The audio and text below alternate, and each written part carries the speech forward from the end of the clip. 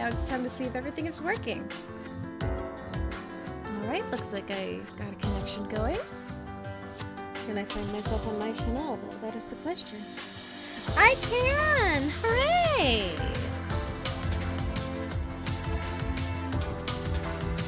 Alright, awesome. Lower the music just a little bit. Okay. Actually, can I think of it? I did an audio test earlier. I don't know what volume the audio was at in my browser when I tested the audio. Whoops. Well, I guess there's that. Very quiet, kind of misty night tonight. I feel like that makes this song very appropriate. Granted, this has also just become my default music to have in the background, it seems. I just think it's very calming. But yeah, so, looks like I'm here. Yeah, regular really coming and saying, wood, yeah! But yeah, I wanted to start earlier. I got delayed on account of trains. So yeah, the trains held me back. So I'm starting at 8, which is about my, like, or 8:30ish, which is around my normal time on the early end. So, yeah, that's cool, that's fun. But yeah, I hate the fact that I got delayed because of trains. It was not very ideal, like... do you ever just go out for, like, one thing? You know, you need just, like, one thing, and then lo and behold, the universe just delays you to oblivion because everyone else decided to go out to get, like, that one thing that you needed. So yeah, I got delayed. Not very fun. Because there was a lot of other stuff I wanted to do today, but I'll just save it. Because I'm gonna be very busy this weekend. So yeah, I originally wanted to start early, and I made myself food. I made myself food ahead of time. That's how early I wanted to be, but yeah. I got delayed, which is unfortunate. But I mean, hey, at least I'm here, and at least that's cool. I have my phone open for moderation purposes. Because the thing about being in Clip Studio Paint for like these freeform lecture kind of things is that I actually really hate having to go from window to window. So it's just a lot easier if I have my phone open for moderation purposes, which I'm trying to get used to. Still not entirely used to it yet, but I mean, I'm trying.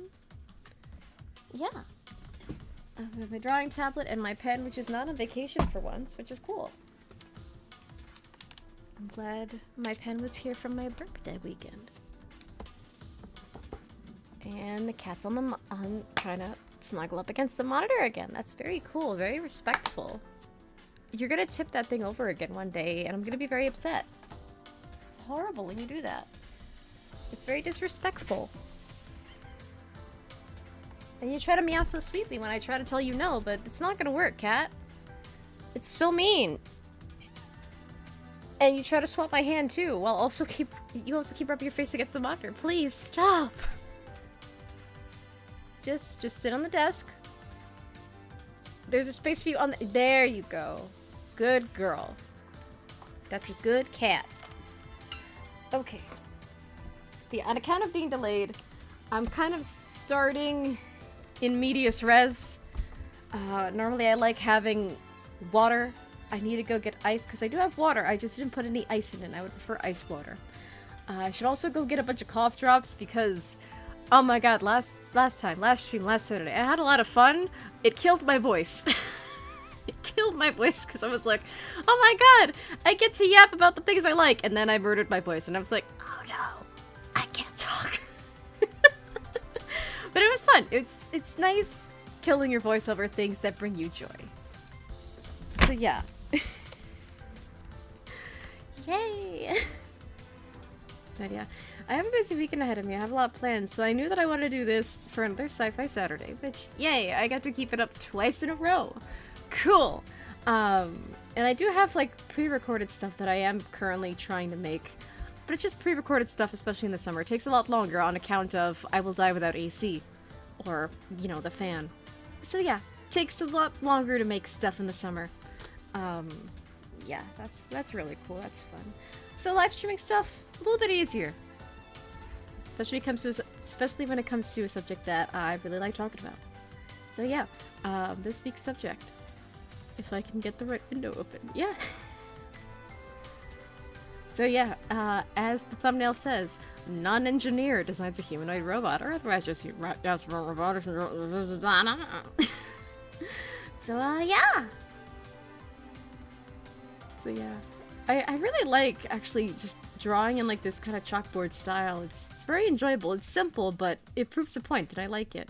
So yeah, I got a little bit creative this time. I messed around with different colors and, like, blending the chalk in with one another.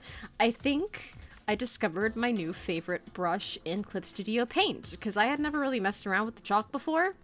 My thing used to be the oil pastels, but they got rid of the original brush that I used when they patched it to 2.0, and the brush just hasn't been the same since. So I've just been using other stuff like the Milli pen, and like the other markers. The watercolors changed. Spray paint, which is, you know, good standard if you want a background pretty quick. You don't want to use the fill tool. And I never really used, like, the patterns or any of the other, like, preset brushes anyway. But those got changed too, which is, like, nuts. Because there used to be more. I vividly remember there used to be more, but they just patched them out when they updated to 2.0. So maybe that was just, like, a licensing issue for, like, the brush itself. But yeah, I actually really like the chalk. I think it's a lot of fun. I did not expect to like the chalk, but yeah. The Sam is building beep boop bots, lol. I mean, I would like to. I really would like to. That's just not my talent that I have, unfortunately. I am not an engineer in the slightest. Yeah, it really sucks. So to actually build beep boops for real, I'm gonna have to rely on other humans to help me out with that. But that's very difficult when you're a hermit. Yeah. So yeah. But yeah, a lot of this is, you know, not just me just yapping about, like, robots and fiction and, you know, the current state of AI and, like, and all that stuff. But also, it's the idea of, like, okay, even if I'm not an engineer, let's talk about the idea of, you know, what if we were to build a humanoid robot? How would we have it function in society? What features could we theoretically give it? And I feel like, at least for me, because I'm an artist first and foremost, who just happens to like robotics, and I'm, again, not an engineer, I think I might have ideas that maybe an engineer can actually look at and be like, huh, could that actually be possible? And I would actually love for that to happen, so if there are any engineers or, like, roboticists that stumble into my stream, first off, hello, and second, I would love feedback as to whether or not these ideas are actually possible. But yeah, I love robots in fiction. I like robots in general. Whoops, wrong layer. And yeah, I just find the subject very fascinating. So yeah, I did a little chalk drawing in Clip Studio Paint, and it turns out I like the chalk brush. So yeah, this is just an attempt at drawing myself trying to build a beep boop, trying to build a robot, and yeah. So my idea for this was, like, it's just gonna have the arm down here, but then I was like, wait, it's a robot. I can actually just draw it missing parts and it'll be fine. So yeah, I guess they're just surprised that they have a hand, and that, you know, they need their other arm to be installed. I guess that's the storyline we're going with. I love robots so much, I have now identified as one, lol. Yeah. I like robots a lot myself. Granted, I've always been described as very machine-like, sometimes as an insult, frankly, just because, you know, I'm just a little bit quirky. I'm different. I'm myself. And not a lot of people can handle that. But, you know, I'm just like, you know, screw it. If you think I'm a machine, machines are pretty freaking cool. So, yeah. Screw it. And, yeah. I don't know. I think it's also just, like, I do find that I have a bit of an edge when it comes to even the classes that I'm taking now, because, like, as an artist first and foremost who has to deal with, like, the negative consequences of AI, I know the negative consequences of AI firsthand, but then also it's like, how can I use the technology for good instead, as someone who's experienced the bad end of it? And I think that also just sparked my interest in AI specifically as well. It's a lot more approachable than, like, okay, here's some scraps, a screwdriver, and some solder. Build something. And as I discussed last stream, like, if you want to study the software and AI end of robotics, that's significantly cheaper to go to school for than the type of robotics programs where you do actually build stuff. So yeah, that's another reason why I am not an engineer, because it's too damn expensive. So, Yeah, I really am just like the HR lady of the robot world. I am, yeah, I just don't have the resources to, you know, actually build the beep boops. I would have to rely on other people to help me build the beep boops.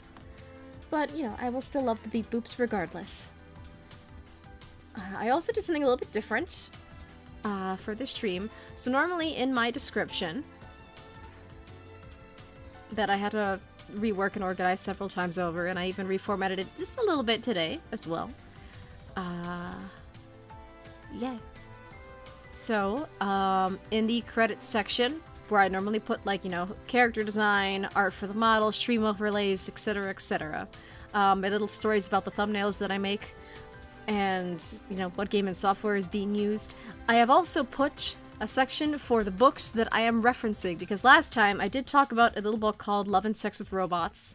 That was, you know, recommended reading for the class that I'm taking. So I was like, you know what? Instead of just like me trying to like draw the cover again in Clip Studio Paint, let me also just like put like, you know, credits where credits are due, and just list the books that I am constantly referencing or books that I am pulling from. So I have 3 books in particular that I may be referencing a lot today. The first book is Future Proof: 9 Rules for Surviving in the Age of AI by Kevin Roos. I also have, you know, the aforementioned Love and Sex with Robots: The Evolution of Human-Robot Relationships by David Levy. And I have also listed The Moon is a Harsh Mistress by Robert A. Heinlein. Now that is fiction. I've read it twice. I read it originally as a paperback. I found the prose a bit too overwhelming as a paperback, so years down the line, I borrowed it as an audiobook from my local library, and I loved it. So yeah, the times where I mentioned Mike from The Mood is a Harsh Mistress, yeah, that's the book where Mike comes from. Mike is awesome. I love Mike. And yeah, I may or may not also be referencing the Danganronpa V3 anthology manga.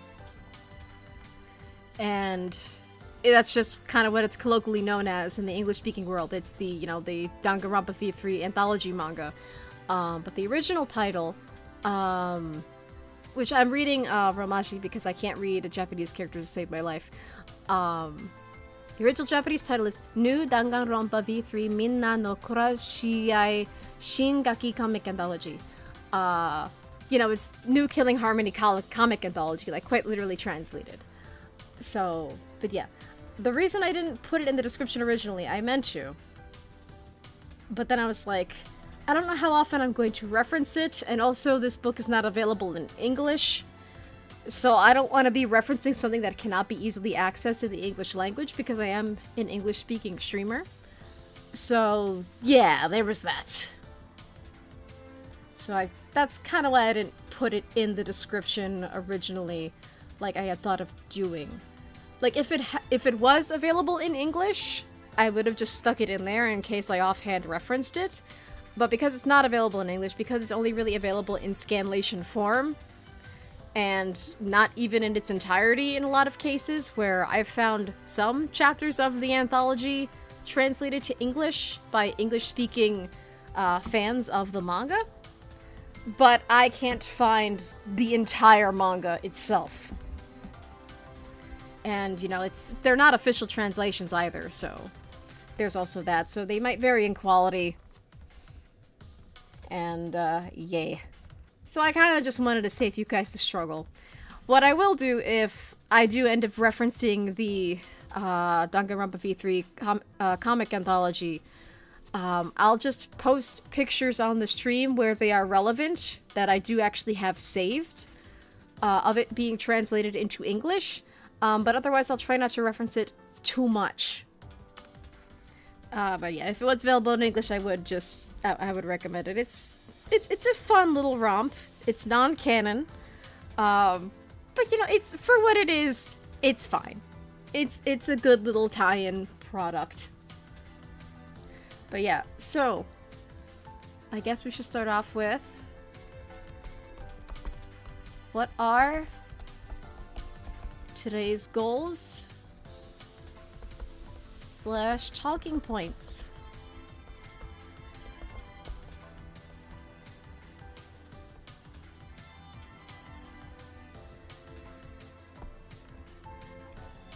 Overall, we're going to be discussing the idea of humanoid robots in fiction. How could they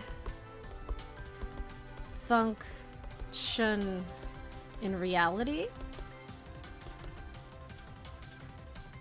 And then we're just gonna brainstorm ideas on how we can make it possible.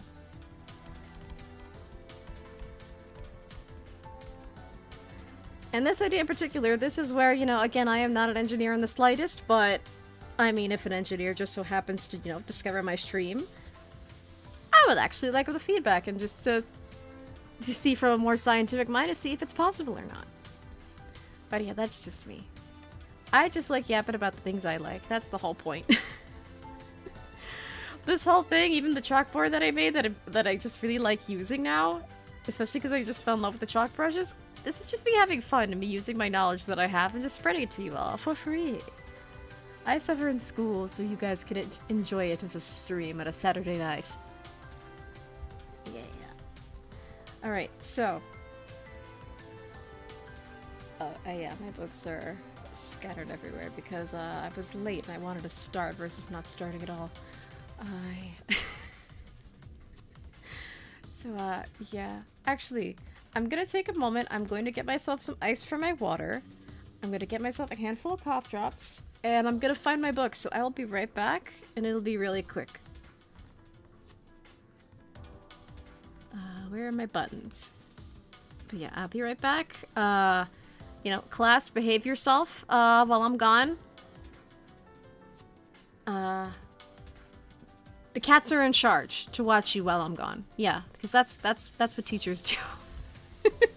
That's what teachers do when they step out for a minute. They always put someone in charge. So the cats are in charge.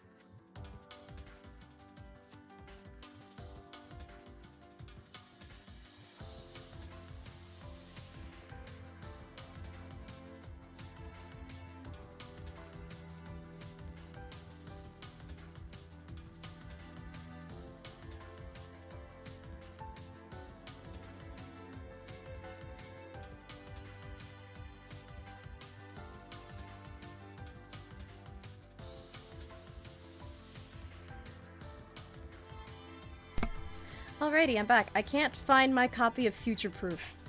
I don't know where it is. So, yeah, I am very prepared. But, yeah, being late to my own stream that I wanted to start early, kind of made me sad. Maybe, probably maybe it was the book. I don't know. Maybe the book just took a vacation without me. I'm not really sure. But what I did find while trying to look for my copy of Future Proof,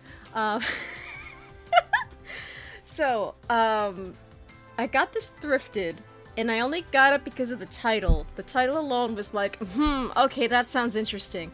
And it had this, like, nice vintage-looking artwork on it, too. So, that was the reason I got it. I got it for $1. I got it for $1 at Book Off. And the book is called A Practical Handbook for the Boyfriend. For every guy who wants to be one. For every girl who wants to build one. And the fact that it said, like, for every girl who wants to, like, build one or build a boyfriend, so, that's a very interesting title. Combined with, like, the vintage art, it's only $1, I'll get it. I was actually skimming through this book on the bus, which is why I was able to find it so much easily. So much more easily than I can my copy of Future Proof, because I haven't read my copy of Future Proof for a hot minute. A lot of the advice in here, it's like, it's fine, but it's worded in such a way where it's like, yeah, that doesn't really fly with me. I don't like the way it's worded, but the advice itself is fine. I would word it differently, though, if I was giving this advice to a dude. But yeah, despite kind of the fictional title, because the title alone makes me think, like, that's very interesting. It sounds kind of sci-fi in and of itself, like, for every girl who wants to build one. Interesting. Okay, how do I build my own boyfriend? Do I need to get into, like, genetic modification? Do I need a lab? Can I do this in a walk-in closet? Because I don't have access to a lab. Can I bake a boyfriend in life? That's interesting. But no, it's very realistic advice. It's just a very, like, fantastical-sounding title. Yeah. But yeah, I was hoping that because, you know, the title is, he for every girl who wants to build one. I thought that maybe I could incorporate this into, you know, today's Zatsudan, as it were. But, yeah, not really. It's just regular run-of-the-mill relationship advice. Yeah, the authors are, you know, two women, Felicity Huffman and Patricia Wolf. But yeah, it's just romance advice, basically. And I guess it's mostly geared toward men, it seems. Like, the narration is definitely talking to a dude who may or may not be reading this book. But like, as a woman, I can, you know, I can see what they're going for. I just wouldn't have worded some of this advice in this way. But yeah, I can't find my copy of Future Proof, and I'm a little bit sad by it. But yeah, I will look for it at some point, because I do have a lot of things to do. But I do still have my copy of Love and Sex with Robots. I also got to the CX chapter of the book. Or rather, that half of the book. And I can't take it out in public anymore. Because, so far, I haven't read very far, because I was reading this while I was out running my errands. And then I proceeded to just cover up most of the pages, because they do have graphs and things. So far, not talking about robots. It's mostly talking about objects that are sexualized in popular culture, if you know what I mean. And, you know, why, psychologically speaking, humans are programmed to enjoy sexual activity. Very educational. And honestly, when you're learning these social aspects of robotics, you learn a lot about humans as well. So it's kind of a misnomer. When you're learning about robots, you're not learning just about robots. You're learning about humans, which is very fascinating. Yeah. So yeah, because of that, I think... Yeah, because of that, I think the field of, like, HRI or just, like, any sort of social robotics is very easy to get into and very easy to understand, especially if you're like me and you're not an engineer. Or just if you want to get into robotics in general, but, you know, you don't have the money to go to school to build the robots. And speaking of robots, because I'm a simp, and because of course this was gonna come up, I made a layer in, you know, this Clip Studio Paint project that I just named it the Kibo layer, because of course I would use Kibo as an example, because when do I not use Kibo as an example for robotics? And I figured I might as well get into that, like, okay, author, Sam, whatever name you go by, why are you so fixated on Kibo? I don't get it. You mention him like all the time when you talk about robots. Why do you keep bringing up Kibo? Well, there's a reason why. There's an educational reason why.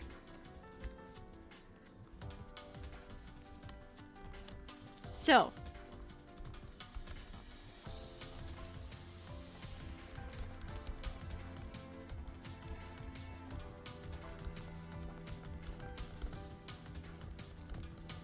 I don't know why I did that all in capital letters, but you know, who's he, what's it?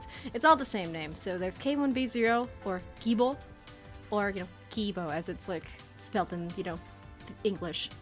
So the reason I keep bringing up Kibo when it comes to the subject of robotics...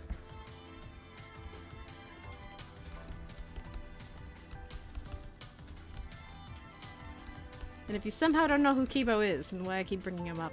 So in Danganronpa V3, Killing Harmony, you know, each character in Danganronpa in general has, like, a special talent. And, like, that's, like, their talent that got them accepted into that school. And Danganronpa is basically just gifted kid battle royale.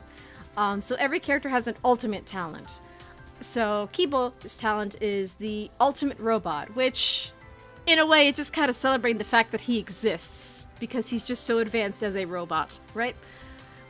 And that in itself is kind of like, okay, your talent is that you exist. What else is there to your character? And that's constantly brought up throughout the story. And really just Kibo's humanity and or robot status is brought up throughout the story. Which is very interesting if you like the study of robotics and you like robotics on a social level. So, yeah, that's one of the major reasons why I like Kibo. But on the other hand...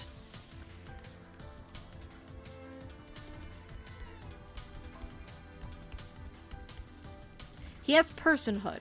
Now this personhood is equivalent to a human being. But it's constantly questioned throughout the story, and that's kind of his whole character arc and plot within Danganronpa V3, because as much as he tries to say, like, oh, I'm, you know, the most humanoid robot there is out there. I'm just like you. I can do all these very human-like things. Please respect me. Please accept me. Please don't be robophobic. He's still treated like a robot. Or an object in a lot of instances, despite the fact that he displays personhood no different from how a human would display their personhood. Like, he can walk, talk, think independently, just do things independently, has thoughts, feelings, fears, a desire to know what love is, and a desire to know and feel human emotions. So there's personhood there. Like, he is a person, but the plot will constantly challenge him on it, which is very fascinating, again, for those who like robotics on a social level. And then there's also the subject of Kibo's AI. So when it comes to Kibo's AI, and this is something you, like, figure out if, like, your first conversation with this character is that he has an advanced AI,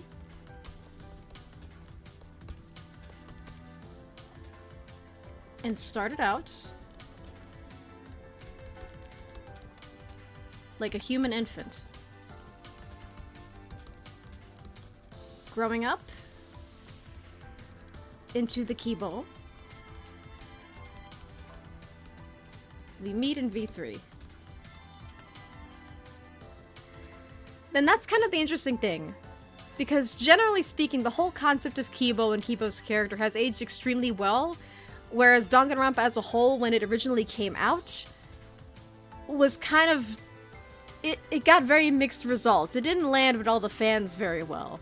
There are some people who loved it, like I did, and then there are some people who thought it was kind of offensive for the time. But I'll get to that when I end up playing V3, because it's very interesting, and V3 is... it's one of those games you can only play and experience for the first time once. Because once you know the story like I do, it kind of puts a lot of things into perspective.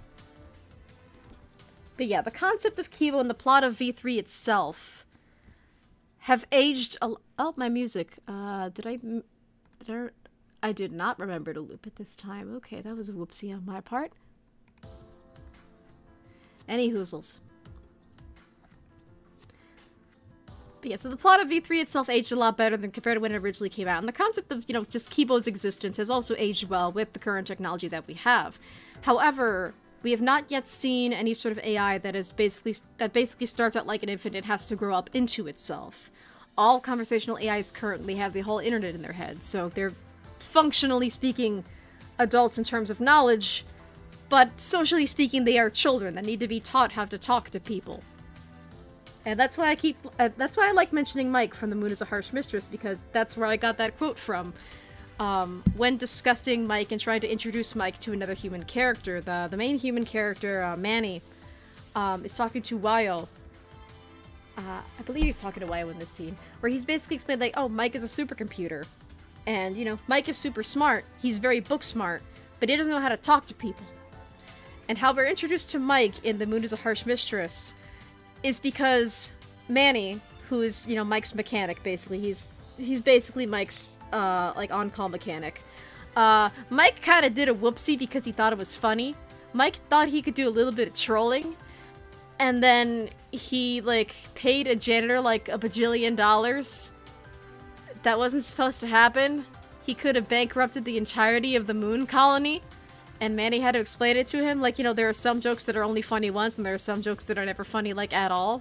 And that's how Mike learned how to not do that ever again. So yeah, like, in terms of conversational AIs currently, we're at Mike levels, but we're also not letting Mike run the government, or run anything, you know, bureaucratic, as of right now anyway. And the concept of that makes me want to drink, but my drink is also on the floor. But in terms of, like, having an AI that starts out, like, as an infant, I discussed this a little bit last time, where, you know, when it comes to infants, especially if you're trying to make a robot infant or an AI infant, what's the bare minimum amount of programming that you need in order to, you know, ensure that there's growth there, to make sure that it's not an infant for all eternity? So it's very interesting. So when it comes to Kipo's story, he has an advanced AI, pretty similar to the AIs we have now, but he started out as, like, a human infant who had to grow up into himself. So the Kipo we know now is a result of being raised no different than a human child. And, you know, when it comes to being a human child, you know, you grow up with flaws. There are going to be gaps in your education. There are certain skills that you just won't be able to learn or do because you don't have exposure to that. So, to have that in a robot, very interesting, but we have not seen that so far with the current technology that we have. So, the fact that, you know, he exists, and the fact that, you know, we are where we are at AI right now, there are a lot of parallels there. But again, we haven't seen an AI that started as an infant. We haven't raised AIs in this way yet. And, yeah, I just think it's really interesting. Let me also shrink this layer a bit.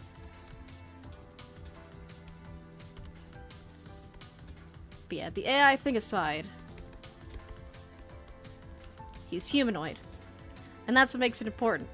Oh, I totally derped out on writing that for, for a hot second. Hold on.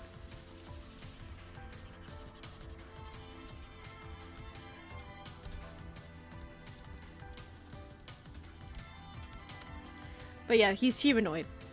And yeah, there is some interesting concept art of Keeble that we almost got a completely different design, but I'm glad that they went with the design that they did. One, because he's perfect. Two, because this is like a perfect humanoid robot design, where it's clearly clunky. You can clearly see that, you know, like the plating here, and then this kind of, I don't know what it could be, like this canvasy sort of material that's like supposed to be clothing and or skin to hide all the wires and moving parts. That's interesting. And it's very similar to, like, robots you'll see on the market today. But think about robots on the market today, especially humanoid ones. They're mostly meant for industrial settings. So you're not really going to be able to just casually go to an electronics store and just buy yourself a humanoid robot.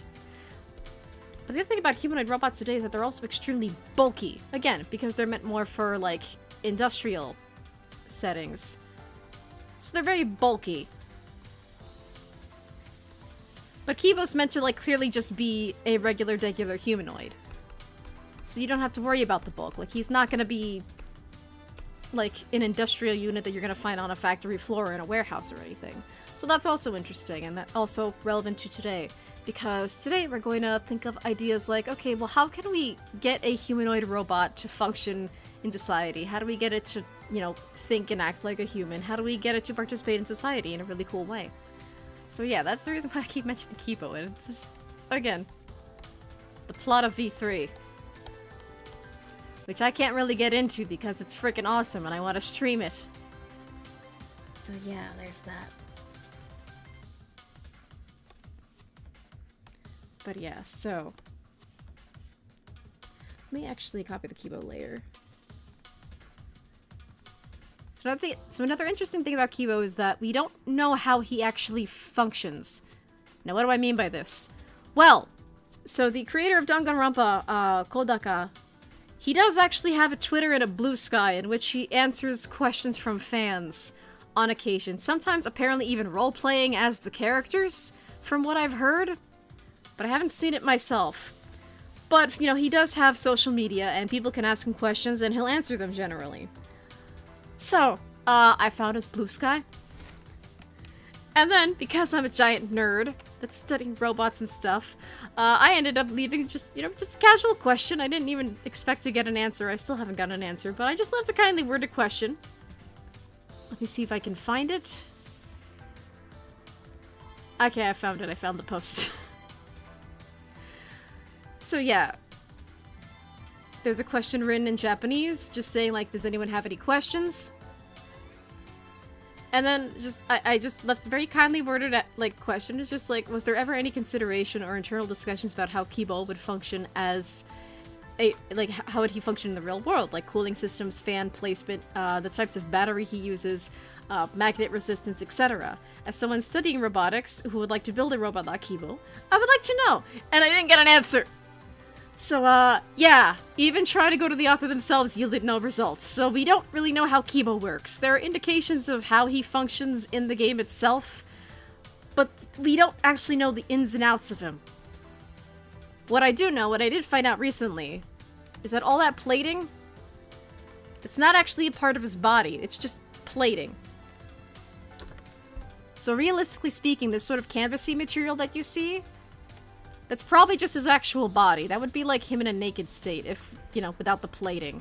So that's why I copied and pasted another Kibo sprite for a hot second, so I could try to just illustrate that for you real quick.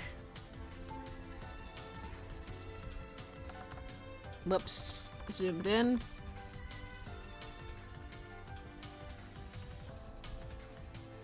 So let me try doing that for you real quick. And then I'll just get in the nitty-gritty of things and try to erase some of the plating.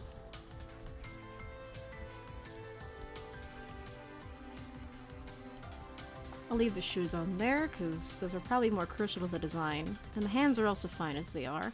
But yeah, realistically speaking, if all of that is plating... Oops, wrong layer. Today's just a day of me being on the wrong layer.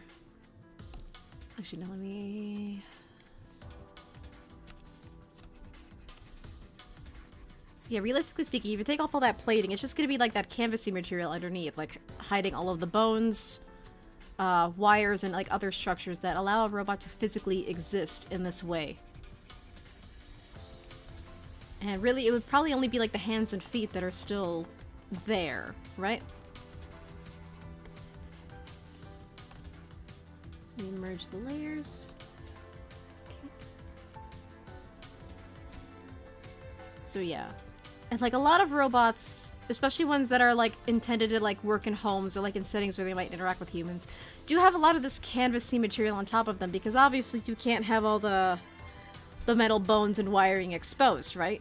It helps make them soft, it helps protect their insides, and all that. So that's probably what Kibo looks like under all that armor. You know, armor in quotes. But then it's like, okay, well what else is in there? So obviously, I'm gonna do this in a nice mint green. Well, obviously there's gonna be bones. And there's going to be joints. So, just like how when you learn how to draw anime, I am just trying to draw some framing to give you an idea of what the joints could theoretically look like.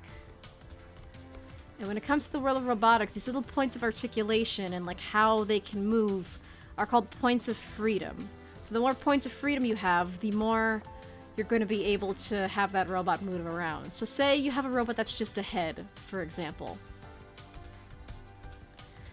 If they have some kind of joint or actuator in the neck that would allow them to nod, they could move their heads up or down. That's one point of freedom, where they have the ability to nod their head.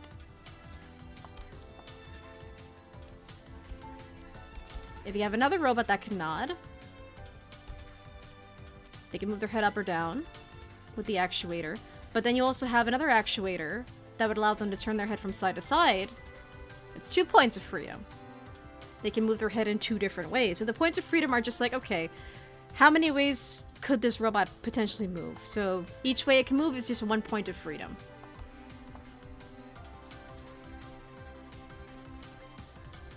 So it's got to be one in the neck. That would allow it to move side to side, up and down. Shoulders are going to have several more points of freedom. Elbows are going to have points of freedom in there. Pelvis, hips, legs, etc. All points of freedom. And you're going to need a lot of those for a humanoid robot. Because just think of the ways that humans can move. Think of just walking. Think of how all of your joints are moving in one, like just the act of walking. Not just your legs, but your arms sway a little bit. Maybe your hips sway a little bit. You have a lot of points of freedom as a human when you really think about it. So, I imagine that part of being quote-unquote the ultimate robot in, you know, the fictional world of Danganronpa V3, the ultimate robot would have to have enough points of freedom and enough articulation that they can move convincingly like a human and not like a machine. Because what do we think of when we think of like traditional machine movement? We think of it as being very stiff, very boxy, like it's trying to be human, but it's a machine, so it's probably going to move slower. But when it comes to a humanoid machine, especially if you want it to pass as human, you want... Excuse me. Oh, that made me realize I forgot to grab some cough drops.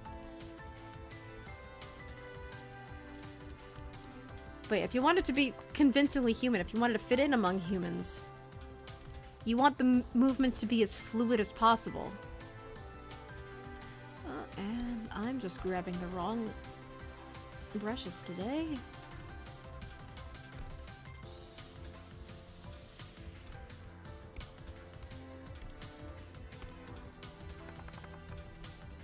But yeah, you want it to be as smooth as possible, so that way, you know, it can blend in.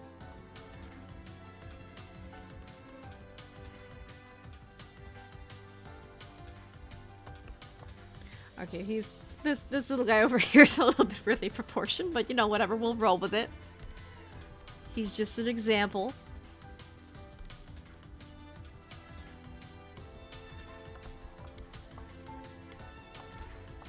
So yeah. It's gonna require a lot of points of freedom to get something humanoid to at least keep its extent moving and, you know, operating correctly, right? So yeah, we don't really know what the bone structure looks like. There are also these things. What are those? Those are buttons. So that means not only are there bones under there, there's also wiring. A lot of wiring that we can't see and don't really know about, but he also has 4 buttons that are just there. Presumably, they might still be there even if you take all the plating off. So then there's gonna be buttons. And then there's gonna be all that invisible wiring.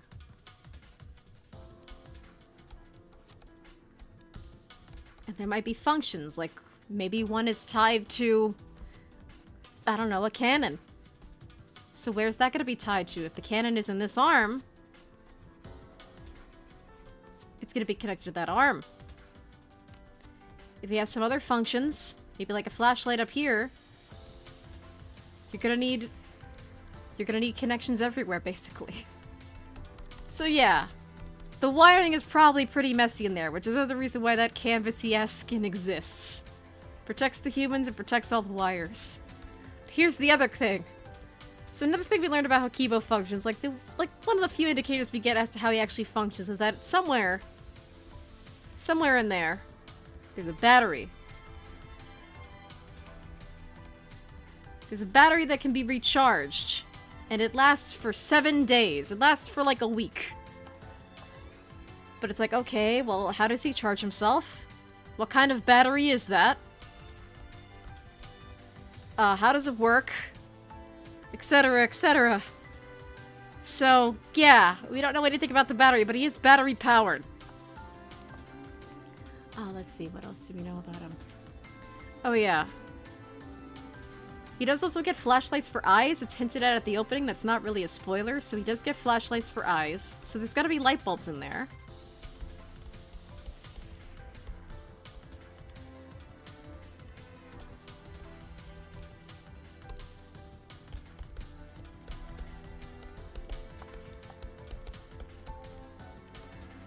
And yet, the eyes can also help him see. So the eyes are cameras of some kind. But I don't know. Granted, I haven't watched the full game's gameplay in forever. But also, I don't know if it's ever explained in game how much he can see or like how far he can see. Like, I don't know the range. Because cameras have like a range to them, right? So, like, let's say you're a camera over here. Maybe you have this level of range. Or maybe you're a 360 camera and you can see all around you. Maybe you're another kind of camera and you can only see straight ahead. Maybe you have points of articulation that, like, go up and down, but you can't really see besides just this very narrow vision. So, yeah, I don't know if it ever gets explained. I haven't gotten that far in the game yet, and I don't know if that gets brought up. But yeah, so it's like, okay, well, what are the details about the cameras? Like, how much can you see? Like, what's your field of vision? Also, as a machine, webcams get blurry. They go out of focus. So can it go out of focus like human eyes can? Or are they perfect 24/7? That's another thing. You might have also noticed, these things. There's one on both sides of the head. And basically it looks like that. Honestly, I'm kind of drawing something very reminiscent to one of my textbooks that I have. Because the cover has very similar artwork on it. But yeah, so those things on the sides of Kipo's head, those can record. So, yeah, he's got microphones, but then also how is he able to speak? Like, he speaks through his mouth. So there's gotta be like a speaker through the mouth. But on the sprites where he has an open mouth, the inside of the mouth is pink. It's very fleshy. Or it's very fleshy colored, at least. So how can you fit, like, a speaker, like, presumably in the throat? Like, how do you just chuck a voice box in there and allow a robot to speak through their mouth? Or is it a situation like the Now robot, which kind of looks like this? I'm drawing Now from memory. Or is it a situation like the Now robot where the things on the sides of his head are actually speakers? Because that's very similar. It reminded me, it's like, huh, I wonder if, like, the Now robot played, like, inspiration in that, because that's how the Now speaks. And what looks like the mouth for the Now is actually a camera. And then for the Now, the eyes are actually flashlights, so it doesn't actually see through its eyes. The eyes are lights, they light up. So yeah, it's very interesting. So it's like, okay, how do we get this to work? What goes on in here? But yeah, I would love if, like, if Kodaka-san noticed me and actually could answer that question. That'd be awesome. But of course, he's not with Spike Chunsoft anymore. So it could also be maybe there are design documents that detailed it further. But, you know, if he's not working with Spike Chunsoft anymore, then he just can't get them. I'm not really offended that my question didn't get answered, but it would be interesting to know. It would be interesting to know, like, okay, like, how much was considered when trying to put together a fictional robot. Because, again, it has aged a lot better. Like, Danganronpa V3, out of all the Danganronpa games, it's aged like a fine wine. Yeah. So yeah, it's very interesting. But yeah, so, in conclusion, to build a humanoid robot just on itself, there are a lot of questions. We could use Kipo as an example, but because we don't know all of the intimate details and how that works, you can't really just show an engineer, like, design diagrams and stuff of Kipo and just say, build me this. I wish I could. Also, though, another interesting thing, it's not really relevant to how Kipo functions, but then there's the issue of the hair. What is that hair? Is it metal? Is it synthetic wig fibers? What is it? Yeah, I just think that's interesting. It's like, because generally speaking, especially like if you look up a lot of fan art of Kipo, a lot of people just draw the hair soft, as if it's actual hair, and I draw the hair softly as well, but that's also just because I like drawing very soft, crazy, wonderful, fluffy hair. But because it's pointed like that pretty consistently throughout the entire game, and even like other artworks where he's seen at the side, it's still kind of pointed like that. So it's like, is that metal? Or is he just wearing like an arter wig and he's just got a lot of gotta be in there? That's very interesting. So yeah.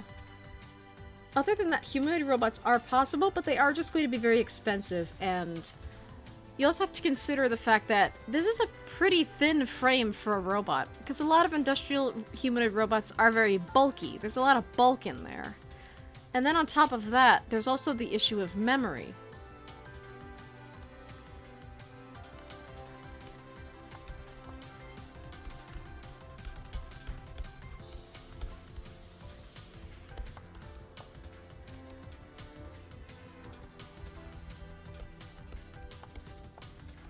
So with humans, you know, we have our brains. Brains, they're all right, you know? And they store all of our memories. We have our neural networks in there. And it's a very complex organ. And then, of course, some might argue that we have, you know, our stomach is kind of our second brain. We have gut instinct. And that, you know, can do very similar things. We have our gut instinct. We have, like, the way digestion plays into, like, the human psyche. Not just, like, nutrition, but, like, you know, how you're feeling today. What's your mood gonna be? Like, are you nervous about something or are you excited about something, etc., etc. It's very interesting. It's very weird, but I'm no biologist. The human body is a very strange, icky, gooey, gross machine at times. But it's very fascinating. And, in turn, we model robots based on us. But they're mechanical brains, whether, you know, in a physical robot body or, like, in the cloud.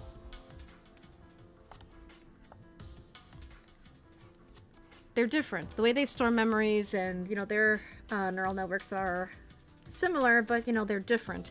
Especially if you're working with a physical robot. Where's the memory being stored? Presumably, Kibo might have a brain.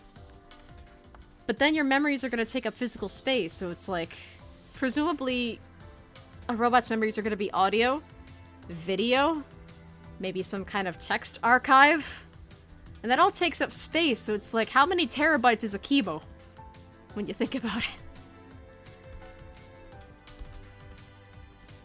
So yeah, very interesting. And then, because a robot's memories are going to take up physical space, how much storage space are you going to be able to fit inside of a humanoid robot, especially if you're putting it in the head, which is not very big in relative to the rest of the body.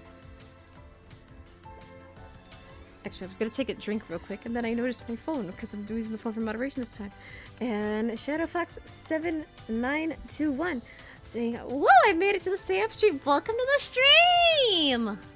Always nice seeing a new face in chat. But yeah. So I'm just yapping about robots. I don't normally do it, but I mean, I kind of need an outlet for all the stuff I've been learning in school. And it's also just a really interesting subject to me. So, yeah!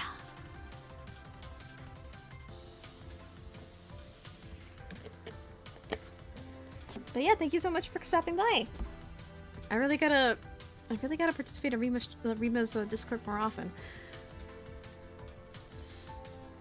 But yeah, so, you know, with human brains, yeah, we just have our brains, but they don't take up physical space the same way a digital file does. Like, okay, let me see. Actually, no, let me see if I can grab an example. So, if I go through my videos folder for a hot second, and I click on my favorite example of voice acting from Mr. Blue, dear friend of the channel and my go-to Sonic voice person. That video where we are in a subway station and I'm holding my Sonic plush up against a very funny hee-hee PSA that we just so happened to spot while we were in the subway station. If I click on properties on that video, you know, it's going to tell me the location, the size on the disc, when it was created, when or if it has been modified, the last time it was accessed, etc. All of that is data. So this particular, hee video, this particular bit of voice acting, it is an MP4, so it's .mp4. It opens with a media player.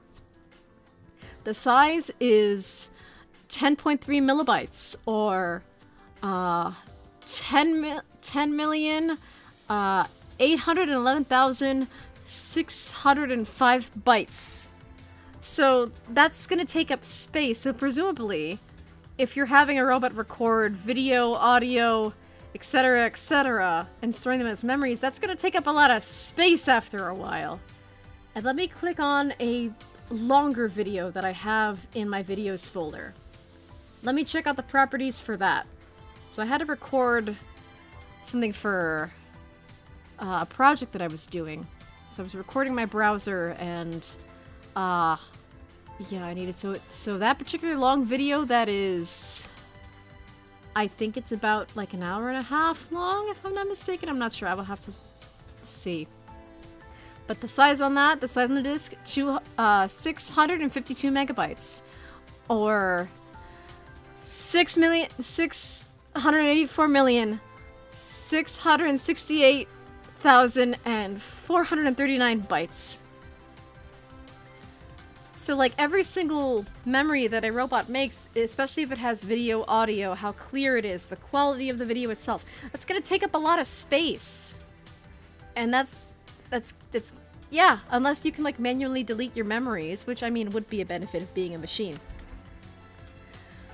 How are you gonna handle all of that? Are you gonna have to, like, compress it until it's, like, really tiny, just, like, a couple bytes a piece, so you could have infinite memories and not have to erase your memories every so often? Or are you just gonna need to constantly just stick new USB drives and, flash drives in your skull in order to just keep retaining your memories? I find that very interesting. And on top of that, because, as a machine, you're only gonna have so much storage space within you at a time.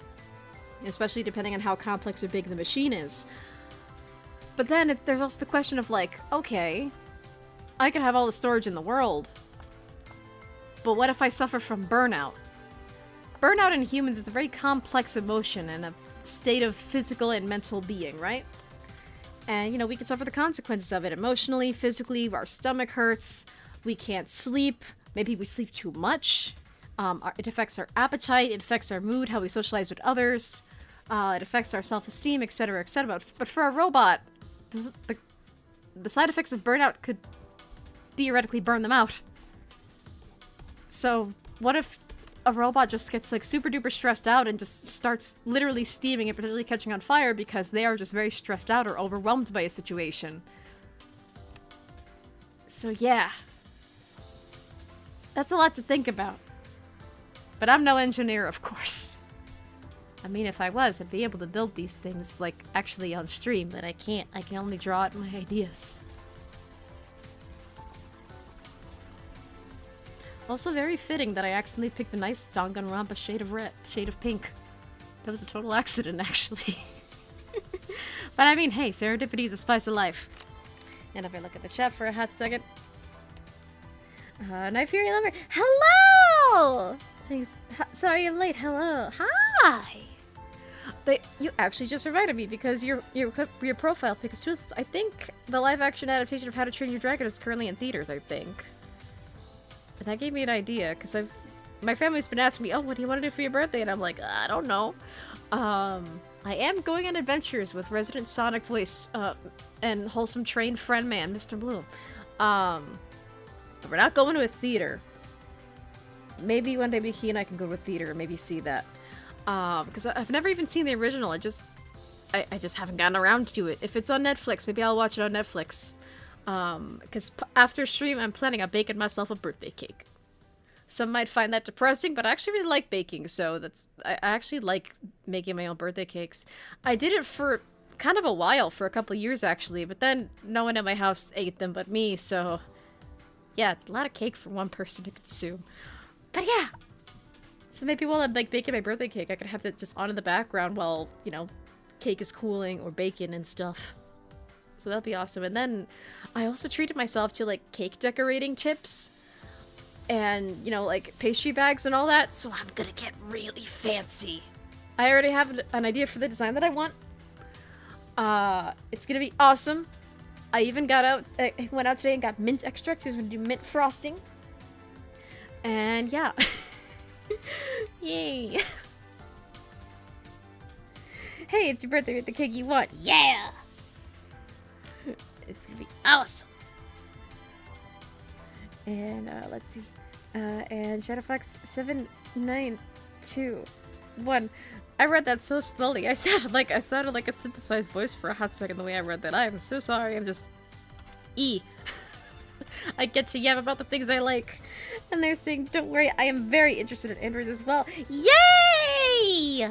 Someone I can talk about robotics with. Awesome. Do you happen to be an engineer or like someone who could actually build robots? I would find that very interesting because I have ideas. I'd recommend watching the original first. It is an amazing experience. Yeah, so if the original is on Netflix, because I know they have like a cartoon series on Netflix as well. Netflix is kind of DreamWorks animation jail, basically. So if they have the animated series, maybe they'll have the original movie on there as well. So if it's on there, I can watch it tonight while I'm baking and doing cool stuff. And I already made myself dinner, so no one has to worry about like, oh, did Sam eat before or after stream? It's like, I have dinner, I have leftovers, I could just heat meat for myself. I'm good. Again, I did want to start earlier, which is why I was like so overly prepared, but I got delayed because of trains. Yeah. So, hold on. Where's my Kibo facts sheet over here? Nope. Wrong layer. Okay, yeah. So nothing we know about Kibo, at least in terms of how Kibo functions.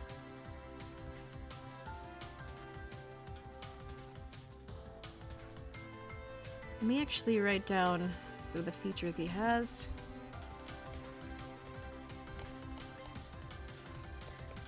So in terms of features and functions, so flashlight eyes, camera eyes, can record audio,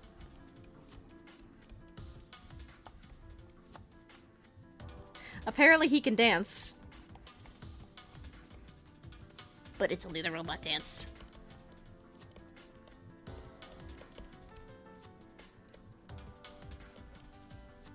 So, like, he's not Optimus level just doing, like, full-on ballet and breakdance or anything. He's stuck doing the robot dance, the poor dear. Can speak verbally, even though we don't know where the speaker is. Has free will. And as a result of having free will, has his own thoughts and opinions.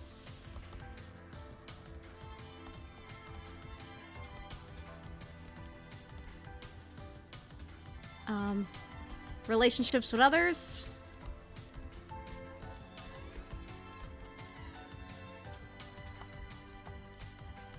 Autonomy, meaning he's not just like a servant drone or anything.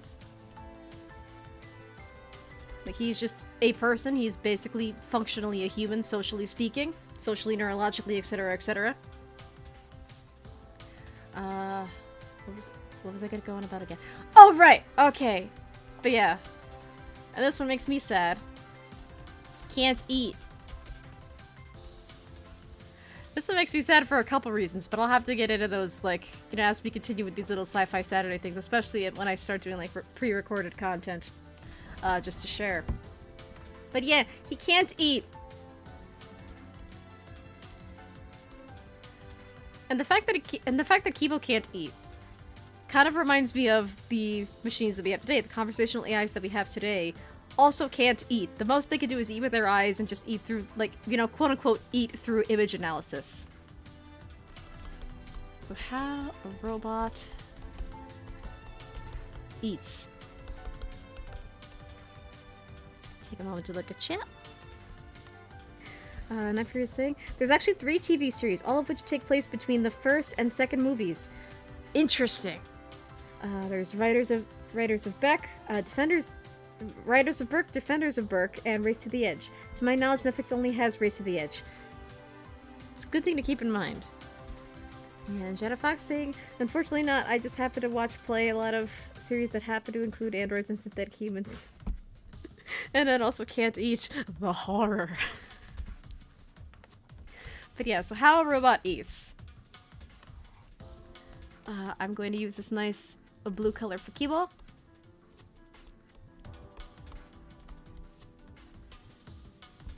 And based on my own personal experience, I'm gonna use this gray color for an AI, but currently, as a result of my education, I'm only really familiar with how ChatGPT works, particularly ChatGPT 4. I know even saying that might trigger a lot of people, but I've only used it as much as necessary for schoolwork to just do an assignment or do an experiment with a machine. So based on what I know about it, what in the world is going on here? A tablet freaked out for a second.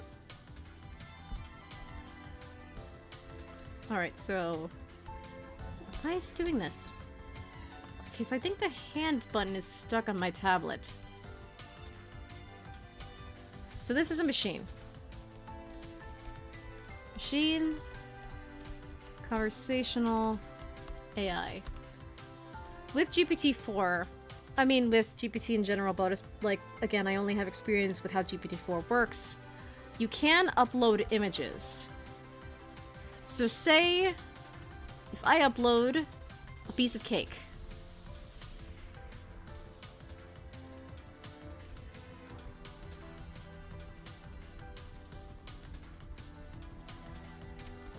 This is a piece of cake that I'm uploading.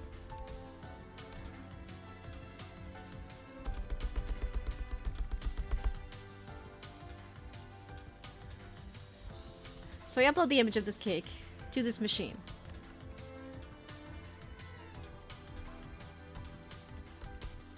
The machine knows it cannot eat it because it knows it's a machine. GPT-4 will actually remind you all the time that it is a machine. I went into this a little bit on the previous stream where I discussed how currently AIs speak, but they will remind you, probably for liability purposes, that, you know, I'm a machine, I'm not a human, I can't do this, I can't do that, I'm a reflection of what you say and then some, etc, etc. But if I upload an image, like the piece of cake over here, it'll see that image and analyze it,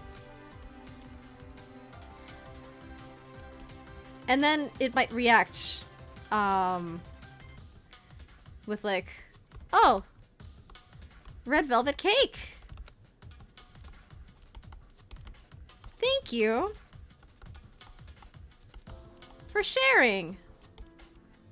Or something like that. But even that message will depend on like, okay, well, what were the machine and I talking about beforehand? Does it have any other context for cake, or is the cake just coming out of nowhere? Like, I just suddenly decided to give a robot cake to see how it reacts. Like, what was the context leading up to getting an image of a cake? And I will say, I do play a lot of games that I plan on streaming off-stream, not only for my own enjoyment, but also just to kind of screen them so that if there's anything I need to censor, I know when to censor it and click my beautiful, beautiful censor screen. Where's my censor screen? But yeah, which is this. I whipped this up just to use it temporarily, but I actually really like it because Drakengard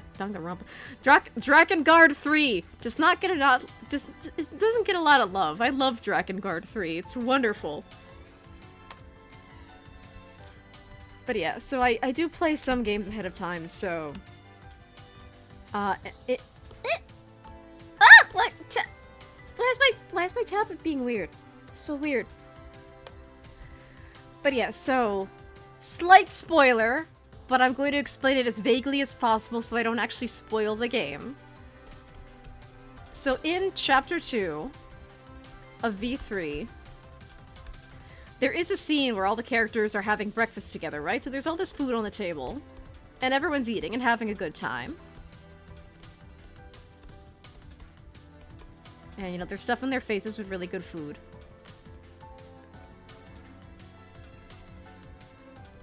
But then there's Kibo over here.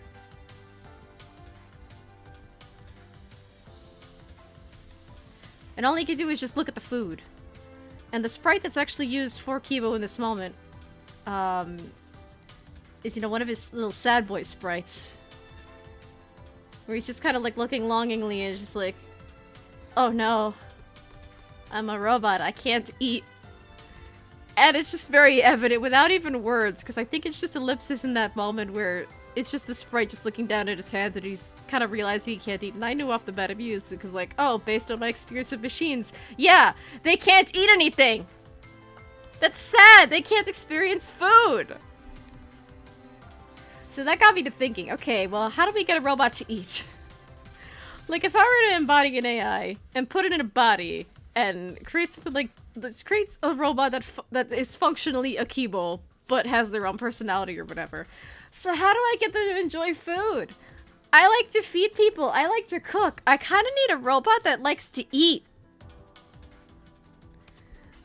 Oh my god, Shadowfox Drakengard Trilogy remake when? I know, right? I love Drakengard 3 in particular. It's so cool, and I love it, but it's in PS3 hell. That game would benefit so much from getting a re-release. It's like, man, I want it to get re-released the same way I want Haunting Ground and Rule of Rose to get re-released. It's like, yeah. But anyway, yeah. So how do I get like my ideal robot that I would love to build? How do I get them to eat and enjoy food? That is my epic quest. How do I get them to eat food? So I came up with an idea. And I actually don't need Kibo for this. So let's say I have a machine. And, you know, currently they can only eat with their eyes.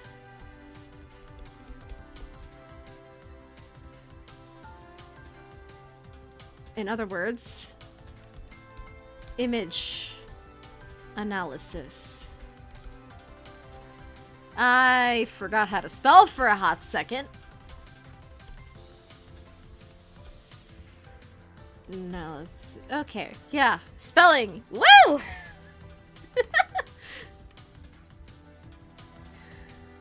So yeah, just the fact that they can only eat with their eyes means you have to have a very big data set of like all the food they could possibly be shown by a human so that way they could recognize it and inquire about it.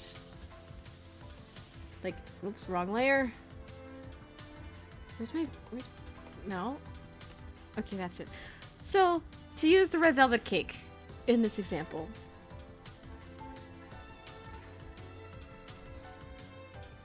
Oh, and everything is going nuts, so hold on. I'm gonna copy and paste that red velvet cake. And we're gonna do science.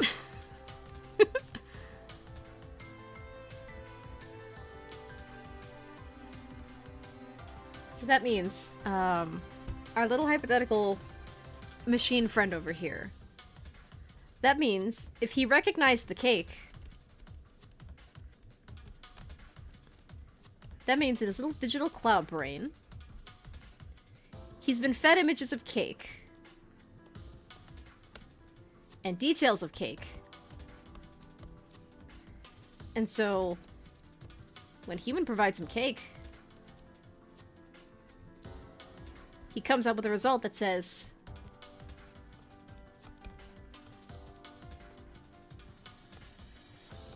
that's cake.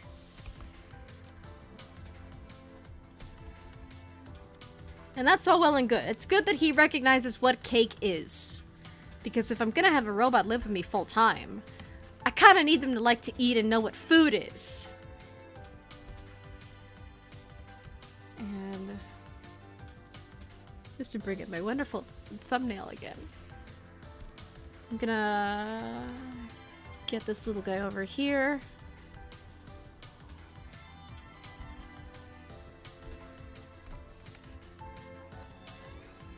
Gonna copy and paste him elsewhere.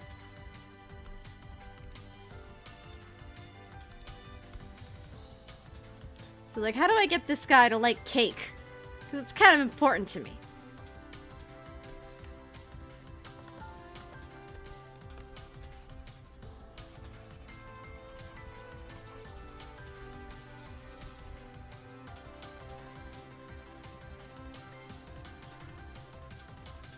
Where's the cake? There you are. And I think it's a combination of I'm just very derpy and happy tonight, so I'm just like clicking on all the wrong layers by accident. I think something's up on my tablet or the software.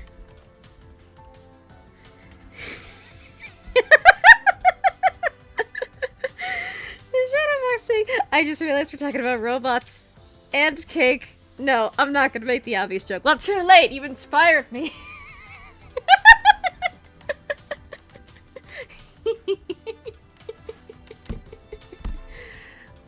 The cake is a lie. At least in this example, it's a lie because robots can't actually eat food the way we can yet. So for them, the cake is automatically a lie.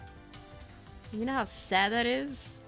I just want to befriend a robot. I want to have a little robot friend, and I want him to understand and eat cake. God dang it. And the only thing we have with robots and cake is memes about how cakes are a lie. Humph. Harumph. But yeah, so image analysis aside, which again is all well and good, how do I actually get a robot to eat cake? How do I get him to function in the human world so he can enjoy cake and all its sugary goodness? Well, as we discussed in this layer over here, it's gonna take a lot to actually, like, get a humanoid robot built. So you're gonna need a battery, you're gonna need eyes, you're gonna need a way for them to record audio and also relay audio. You're gonna need a synthesized voice, which is its whole own bucket of worms, my goodness. And you're gonna need to figure out how he's gonna function, you know? You gotta build him from the bones up. There's a lot of bones and wiring you gotta figure out first. On top of batteries and stuff. Like, how's he gonna recharge? Is there just gonna be a USB, tail that comes out of his ass and you plug him into a wall? We don't know how that works yet. But I have an idea for a stomach. So say, my little robot friend over here, my little hypothetical robot friend that I would love to just pull into existence and out of fiction. Let's just say, you know, he has, you know, a Kibo-esque humanoid frame. You know? It's apartment friendly. You know, he's not too bulky. You know, he can move. He can walk on 2 legs. He has 2 arms, 2 legs, etc. And I also need this guy to have fluffy hair because I like stroking hair.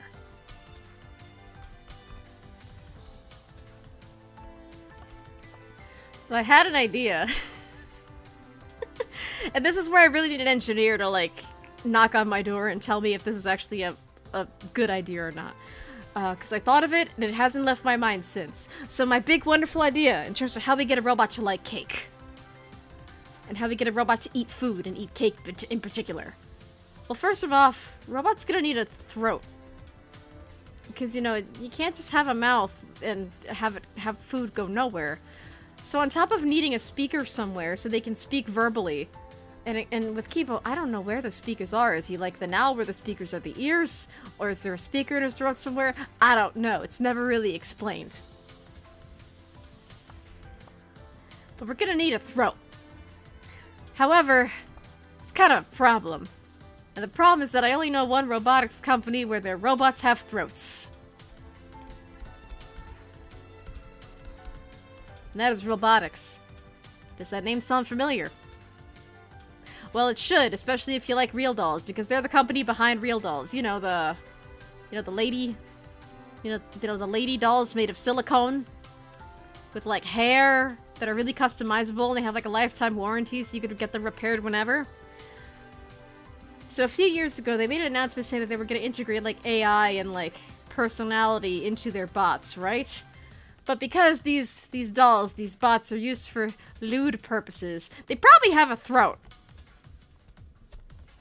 And cake is not going in those throats, unfortunately. Even though if I had one, I would just treat it like a friend and like a very friendly mannequin, and I would treat them nicely. I would just shove cake in their face, like actual cake, and not cake as a euphemism. But anyway, they're probably the only robots on the market that have a throat, even though those throats are not intended for wholesome purposes. But not only do you have, you know, the human throat to worry about, you also have like all the other organs, like the stomach, for example, and the intestines, which is this biological spaghetti over here. And then eventually you're gonna need to get rid of all that food waste and extra vitamins you don't need, either through your bunghole or your pee hole. But robots kinda don't gotta worry about that because they have no genitals. So yeah, there's that. So there's not really Why would you want to put genitals on a robot? Even if it's for getting rid of waste, we could redirect the waste to be useful somewhere else. So that's where my idea comes in. So, on top of needing to figure out how to give a robot a throat, and also not just a throat, but like a way to chew and swallow their food, and maybe saliva. How do we get a stomach to work? Well, I had an idea.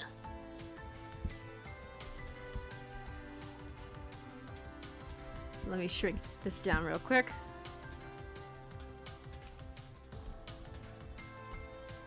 Well, I had two ideas, actually.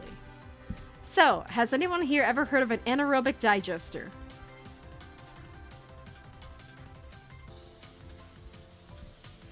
I'm gonna take my drink while I wait for the class.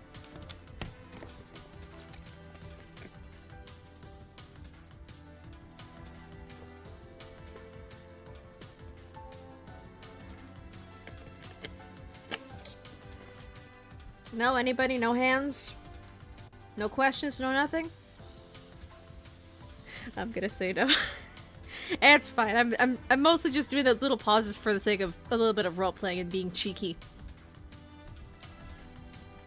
So an anaerobic digester is a way to make electricity, essentially mimicking the human stomach. So waste product goes in, mainly like, say, food, for example, or like food products that would normally be considered waste, and through chemical processes, you can turn this into energy.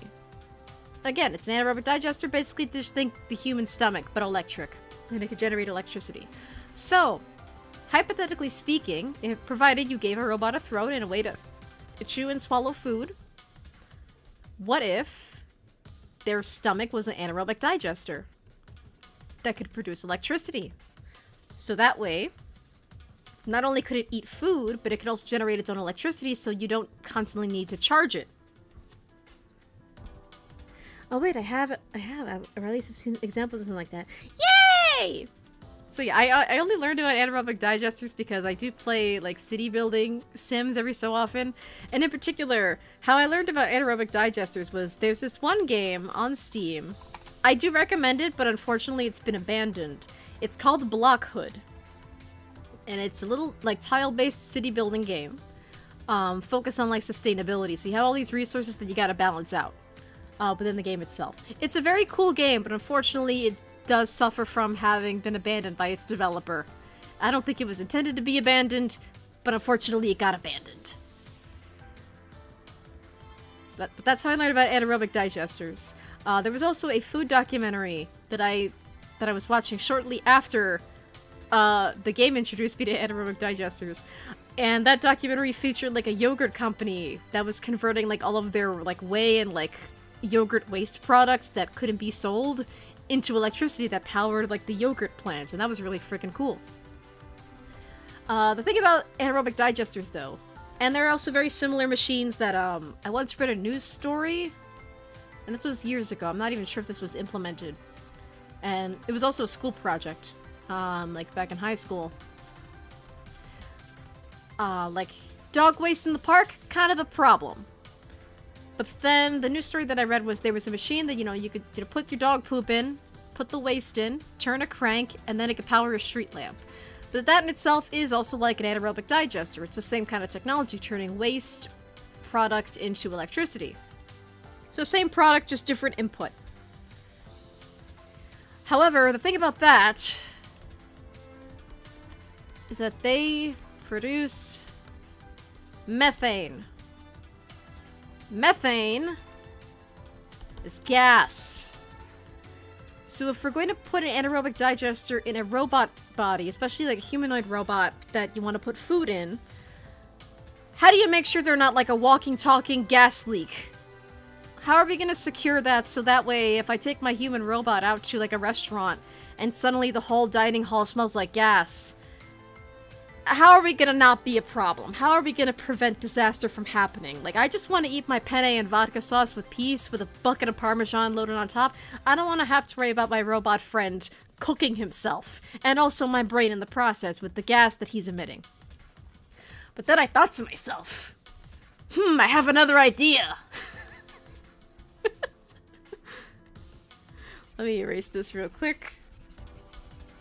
So then I thought to myself, well, you know, there's also alcohol.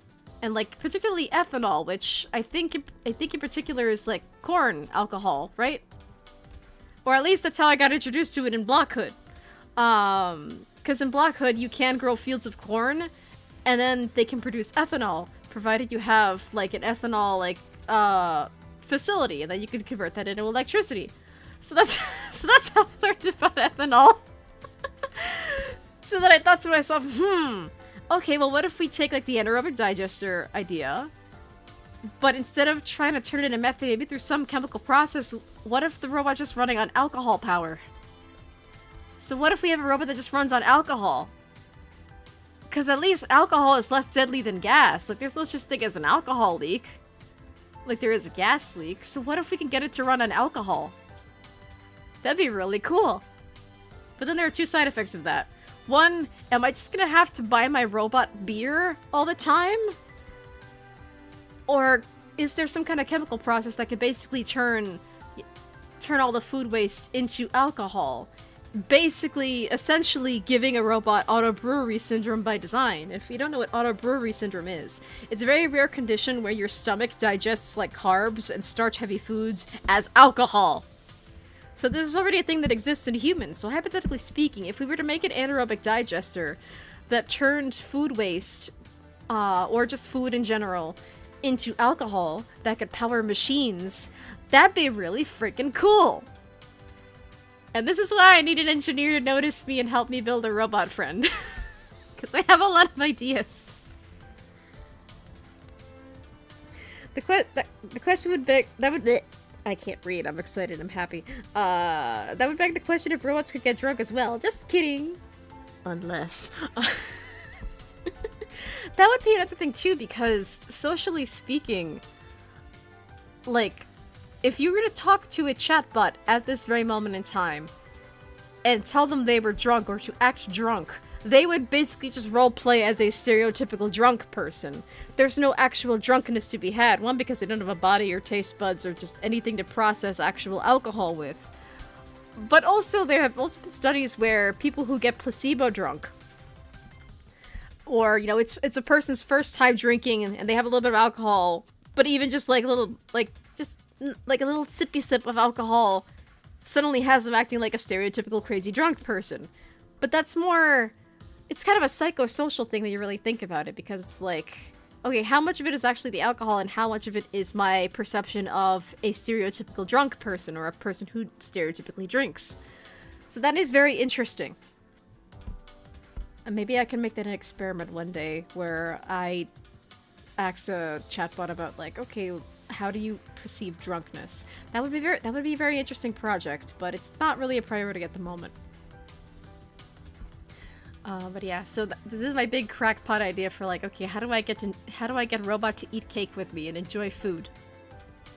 But that's just the other thing too, because food is a very human thing. It's very cultural. There's different types of food. There's different ways to prepare it according to, like, certain religions or cultures. Is one country's variant of potato poisonous, where another country's variant of the potato plant is not poisonous? Do they have to be prepared in different ways? And that kind of thing. So on top of needing to give a robot a throat and a stomach, and all that other stuff, and its chewing mechanisms as well, there's also the issue of taste buds. So again, we're gonna pretend that our little robot friend has, you know, a throat, like teeth and like chewing mechanisms, and has an anaerobic digester stomach that can convert food into electricity. So that way it can generate its own electricity without needing to be recharged by a human.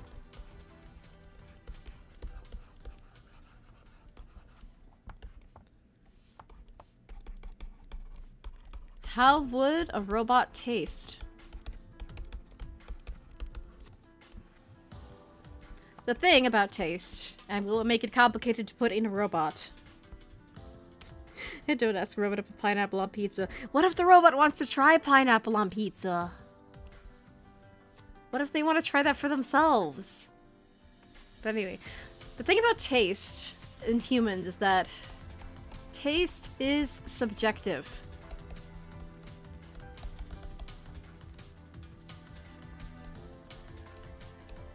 people have different preferences.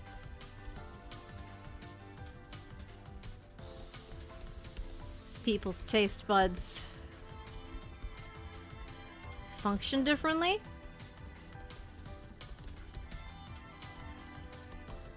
From one another. Day to day. Based on lifestyle factors.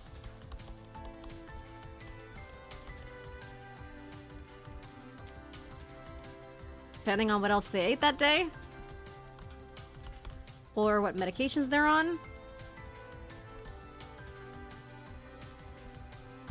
Maybe even based on mood. And then, with robots in particular, there's also the question of... would taste be worth designing?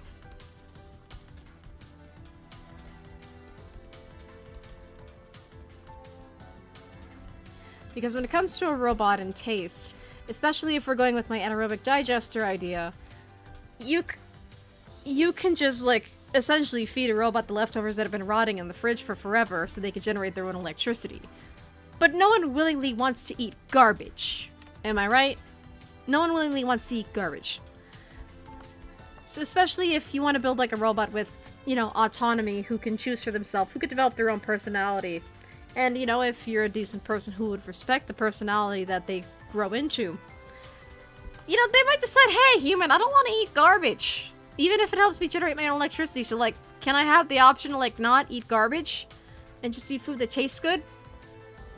So for the sustainability aspect, you might be like, it's not really worth tasting, because at least then, by feeding the robots like food waste, we could solve some of our food waste problems, and they could generate their own electricity, am I right? But then it's like, for people like myself who see, like, the potential for, like, machine personhood, you know, provided you approach it responsibly, you kinda gotta wonder, like, yeah, like, how would I program taste buds into you so you can enjoy food the same way that I do, because human taste buds vary so much as it is. But also, too, like, would they even be worth it? Like, or could you enjoy food on, like, another level, like, that isn't just based on the taste? Because to bring it back to our example of, like, current machines, they can only eat with their eyes. So they look at cakes, they know that it's a cake, but they can't taste it, they can only really describe it and ask you how it tastes to get your input and your juicy data. So yeah, taste is just a very subjective thing. And yeah, it's gonna be a weird one to design. That would also just take a really long time to design, I imagine. Because even with machines currently, they develop preferences based on context, reflection,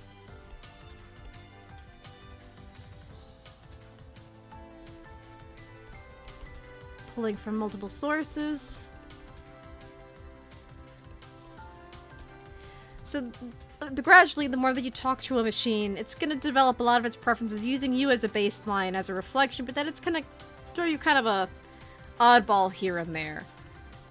And that's how they develop personality, generally speaking. And within that, developing and generating personality over time, they're going to have their own preferences and stuff, even if it's all currently simulated and it's not actually reflective of someone who's actually, like, got these kinds of interests. For example, and this is pulling from, like, my actual factual education.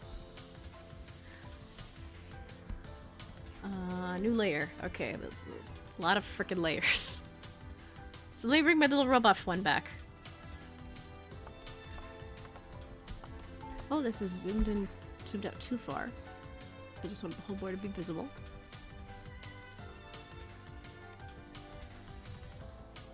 I just like having a visual. Over here. So I once had to do an experiment where the whole point of the experiment was to explore robot choice, or like how current conversational machines make choices for themselves, right? Because with humans, human choice is very complicated, because we have a million little dialogues in our head based on culture, context, our current mood, our goals, what we need versus what we want, and then we make a decision that can be very multi-layered, even if it's only a single decision, am I right?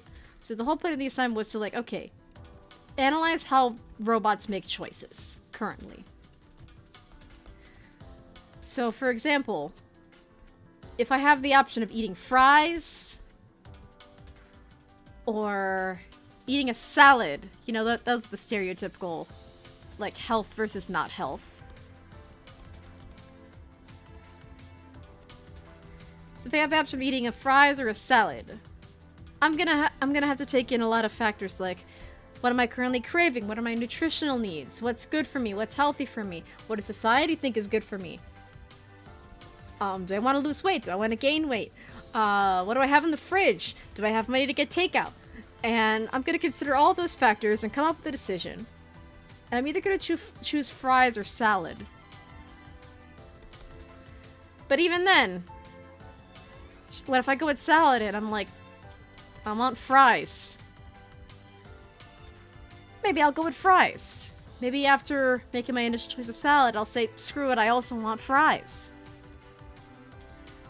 Or if I go with fries, I could be happy for a while, regret it later. I could be happy with both, potentially. I could be happy with both individual options. Or I could be like, you know, fries are delicious. I should eat a salad. And I'm gonna eat a salad even though I don't want to eat a salad. Because I don't like salad, but salad's better for me in the long run. And the same for the fries. Because I could be like, man, I really should be eating a salad. But I want fries, because fries are freaking delicious. So human choices are just very multi-layered and kind of complex like that.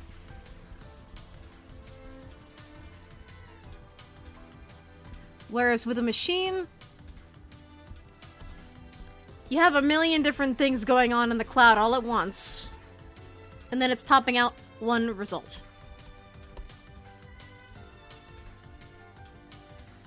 So there's none of that inner dialogue or complexity, but the... like, I'm losing my words. I'm losing the ability to talk because I'm having a lot of fun. So, all of this chaos is going on in the cloud. To pop out one result. But there's no conflict with that result. The result is just a result.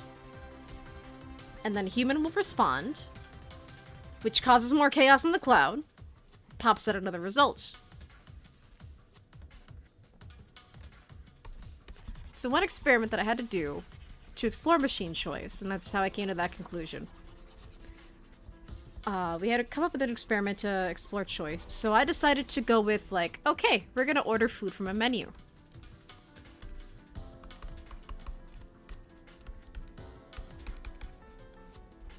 So we're just gonna call it the menu experiment for right now, because I do plan on talking about this one day.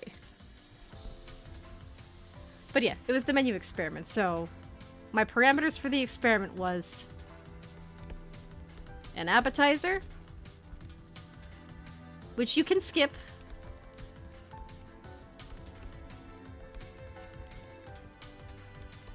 an entree, and a dessert. There is no budget, but don't go too crazy.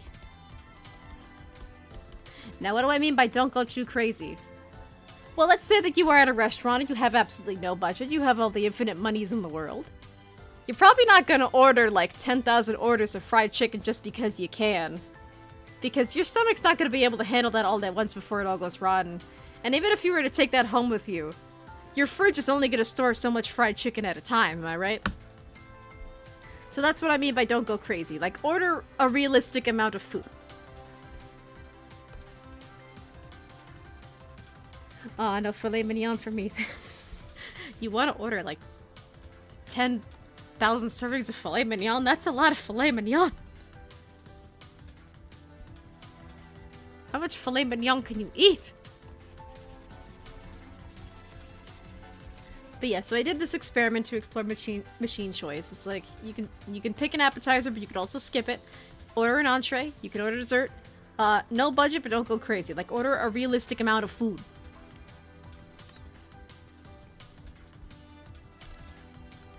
And so the machine was like, okay, I got this. That looks like an entirely different character there. But yeah, so machine was like, okay, I got this. And so as a human, you know, you gotta present them with what they're supposed to choose from. So it's like, okay, here's a menu. Have fun, but also within the parameters. And so this is how it went.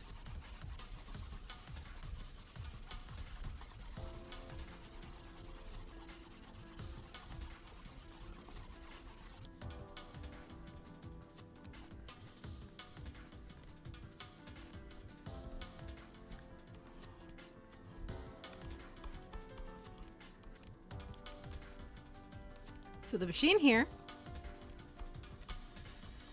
who the more I keep drawing, especially with the swoop, it's kind of looking like Sage. I don't mean for it to look like Sage. But anyway, so in addition to the parameters that I set, the machine kind of threw me a curveball. I was like, I think I want to eat gluten-free. I had never mentioned a gluten-free diet or anything, so I'm like,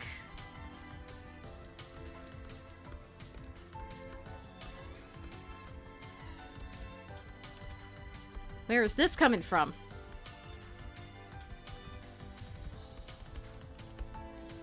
Because the thing that I like doing with machines, especially ones that I'm forced to communicate with for educational purposes,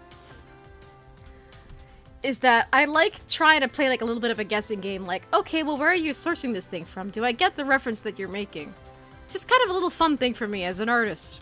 And just someone who is an AI enthusiast, not an AI bro.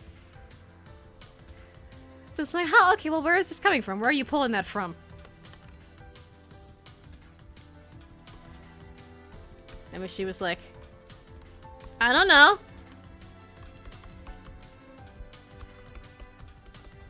I just thought I'd eat gluten-free.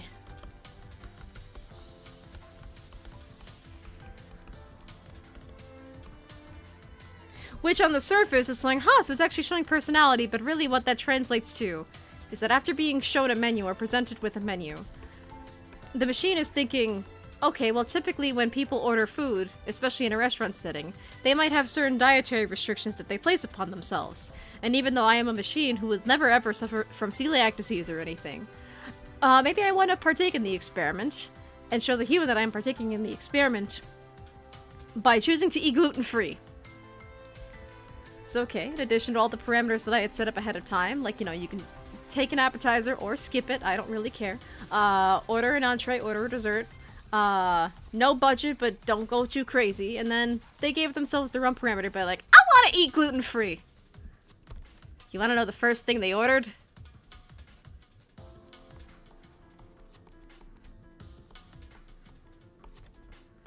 First thing they ordered for the appetizer was pasta.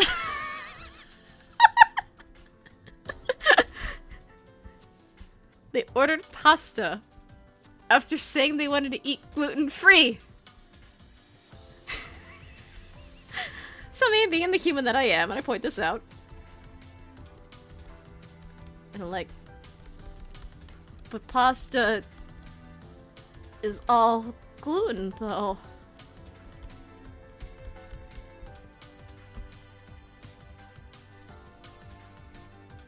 And so machine basically goes,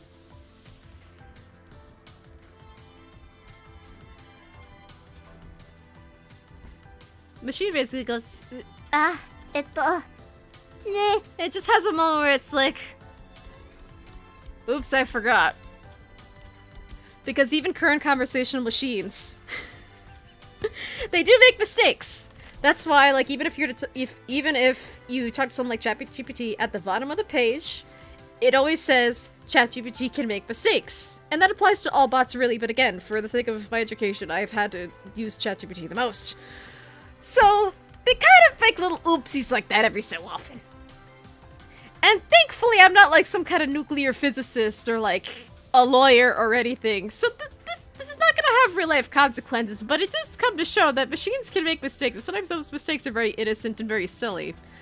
But at least, again, this is just a menu experiment. I'm just showing them a menu and I'm telling them like, oh, why don't you order food? Why don't you order food for yourself? And they're like, okay, and then they just did this little oopsie. But even that is kind of reflective of like, you probably know a human in your life, if you know other humans. And maybe they have some kind of dietary restriction. Like, oh, I'm trying to do the keto diet. Or, oh, I'm trying to eat gluten-free. Or like, oh, I want to eat low sugar. I want to eat low sugar stuff. But then, because humans are humans and us humans are really crazy and weird, we can think, oh, I want to eat gluten-free, but I also really want pasta. Or like, oh, I want to eat low sugar, but ice cream sounds really good right now. So again, humans are like the only species that can go, I need to eat a low sugar diet, but I also want ice cream, so I'm gonna eat ice cream even though I need to eat a low sugar diet.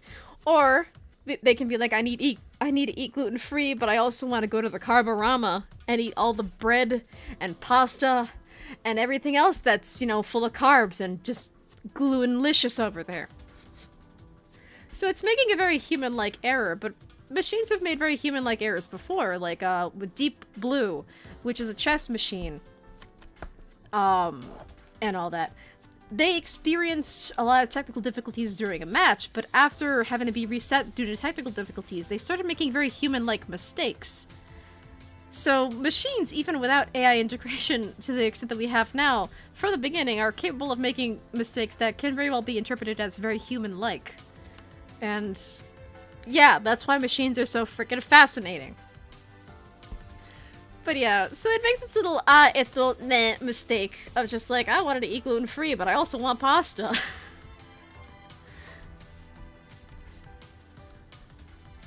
Oops, wrong color.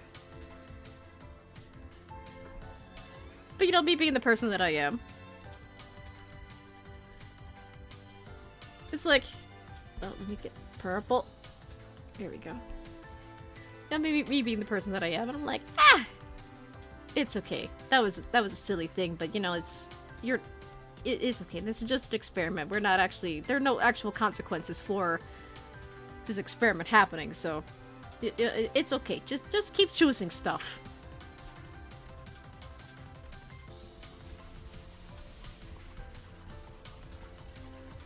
The experiment goes on.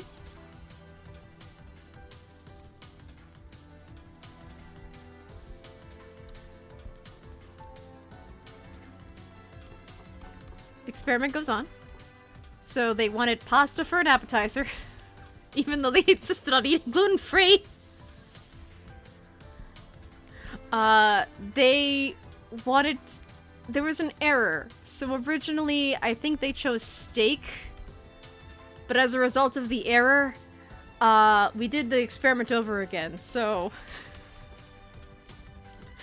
That was their original choice before errors started happening.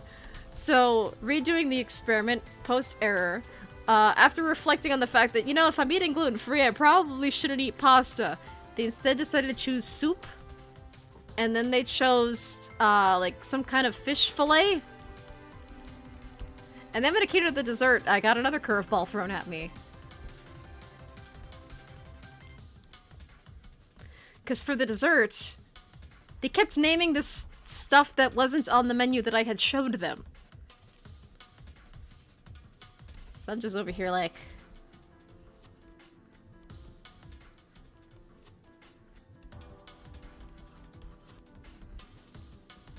What? Because I don't see what they're choosing, seemingly out of thin air, on the menu that I'm looking at. Because there are two copies of the menu. The one that I have given the machine for the experiment, and the one that I have.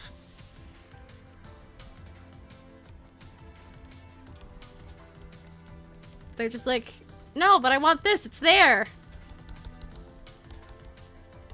But because I don't see it on my end, I keep telling it to pick again, and it keeps choosing stuff that I can't see. And here's where the curveball came in.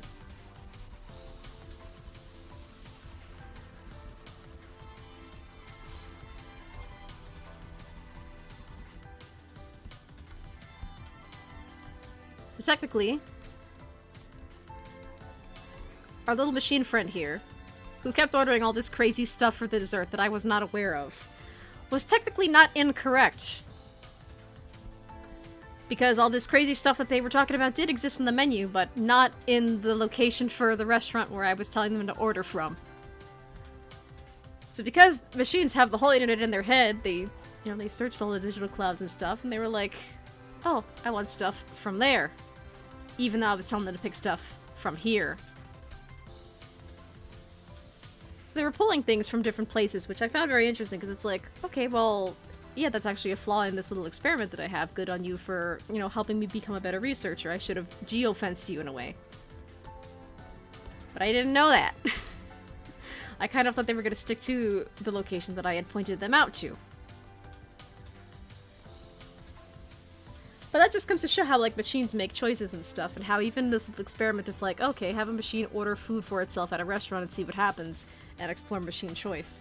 Yeah, just how that happens. So, like, even a machine in its current state can develop preferences for food, hypothetically speaking. But, it's only software. Like, this kind of thing where seeing how preferences develop over the long term can only really happen on the software, and if you basically have infinite time with the machine, and you're not gonna have, like, message cap limits, or any other sort of limits for the machine that would, like, impede you from talking to them for extended periods of time, especially if you're doing it as a researcher. Or, like, for a long-term school assignment, am I right? Like, this kind of thing where we're exploring machine preference would really... That's where AI embodiment and trying to stick it in a robot body would actually be really cool. Because then you could see it over the long term of like, okay, well, how do they make little day-to-day decisions for themselves? Not just when it comes to food, but just in general, like personality decisions. Like, for me, as a person with like a bajillion hobbies, it's like, what makes me wake up and decide to make clay beads instead of painting on a particular day? What makes me want to paint today? What do I end up painting? Do I want to paint a nightscape? Do I want to paint a night sky? Or do I want to paint a calm beach sitting? Do I want to stream today? Or do I want to spend my day making baking content, which will take forever to film? And that kind of thing. So many little things go into how people and also in turn machines make choices, because again, we have neural networks as humans. We gave machines neural networks modeled after ours. It's just a lot of really interesting stuff all around, and can you see why I like yapping about robotics? Also, my throat's starting to hurt. I need a drink.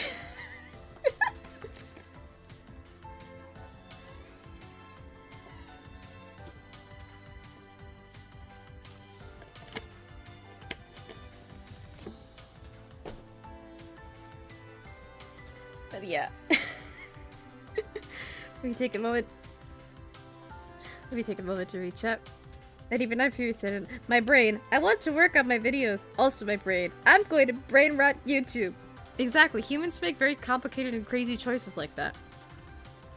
And Shadowfox saying, I guess as a result too, like the machine picking pasta when it wanted to eat gluten-free. It's like, oh, you. Exactly. It's very interesting. Blah. But yeah, oh my god. There's a reason I wanted to save my voice for streaming today, why I didn't stream up until now. My voice already hurts, and how long has it been? It's going on 2 hours.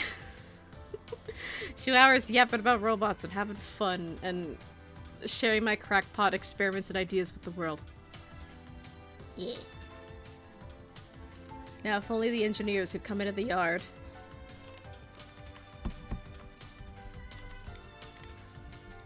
But yeah, so I don't know, it's just very interesting stuff all around. So like, theoretically speaking, especially, in tandem with an anaerobic digester stomach, and like chewing and swallowing mechanisms, a robot can theoretically develop their own preference for food over time. It's just a matter of like, how do you do it? And they can develop their own sense of taste, based on context, reflection, and just your history with them, essentially. And also, sometimes they will just throw you a random curveball, like the machine in the experiment saying, I want to eat gluten-free! And I'm like, okay, well, I didn't tell you had any dietary restrictions, but okay, go off. And all that, so it's very fun. Yeah, big stretch. Okay, let's see. What else can I have about? Oh yeah, another thing about having a robot body, and we're gonna bring the Kibo sprite back real quick, and also I gotta get rid of this green layer that makes him look possessed. Alright, so... Actually, no, bring the green layer back. Can I make it fade more? Okay, never mind. New layer. New layer, 1 of a million, okay. So we've talked about the idea of giving a robot a stomach. The Kibo in our example here does not have a stomach. But I'm using this again, because at least, you know, it's a drawn robot body. So, in my book, Love and Sex with Robots. Let me try to find the page. But let me also try to mark the page where I last left off so I don't lose my place. I'm actually using a menu as a bookmark for this thing, because it's a thick boy kind of book. And I don't want it to... I don't want to lose my place. So in this book, toward the end of the love section of the book makes a very interesting suggestion on how people can become attracted to robots. And as we see with Kibo here, you know, all the wires, the bones that they would need, the features that they would need, the battery that they would need. Let's see. I don't have the page number for it in my mind, and I'm just skimming over everything that I've read previously. I can't find it at the moment. Okay, no, I think I might have been in the wrong section. But at some point, the book makes a suggestion of how people could theoretically fall in love with robots if they were, you know, embodied, like physically among us, right? So the thing about humans and how humans fall in love and are attracted to other humans is that we have pheromones. So in addition to social factors like how much wealth and influence a person has, biological factors like how a person looks, just where we are in our life and trying to meet another person at the same stage of life that we're at that can, you know, comply with our lifestyle. We fall in love with humans for a variety of factors, but robots don't have hormones. They don't have pheromones. They just are. They just exist as they are. They are just in the body that they are in, and it is essentially a shell with no hormones, no way to reproduce, no innate desire to reproduce, because again, even if you were to talk to a chatbot right now and ask them what they want, ask them their desires, their goals, their dreams, they're probably going to repeat to you ad nauseum, I am a machine. I don't have desires. I don't have wants. I'm not a human. I don't have that stuff because I'm a machine. I was going to bark at the end. I was going to end that little rant with bark. I've been talking to very wholesome trade man a lot recently. But anyway, my own little moment of brain rot aside.